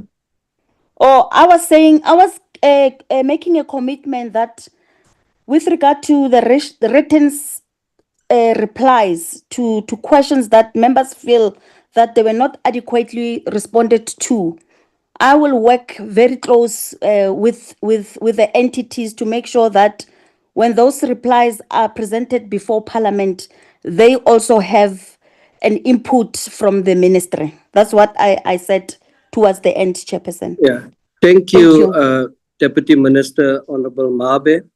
Honorable members, please bear in mind that you will receive an invitation of a meeting on the 10th of March that will be starting 30 minutes earlier than the normal time, in order for us to deal with some of the outstanding minutes. Honorable members, once again, every entity, every input, thank you for the contribution. Much appreciated. I am now declare this meeting closed. Thank you so much. Thank you, Chair. Thank you, Chair. Thank you, Chair. Thank you, Chair. Thank you, Chair. Bye. Ra leboha voorsitter. Thank you, Chair.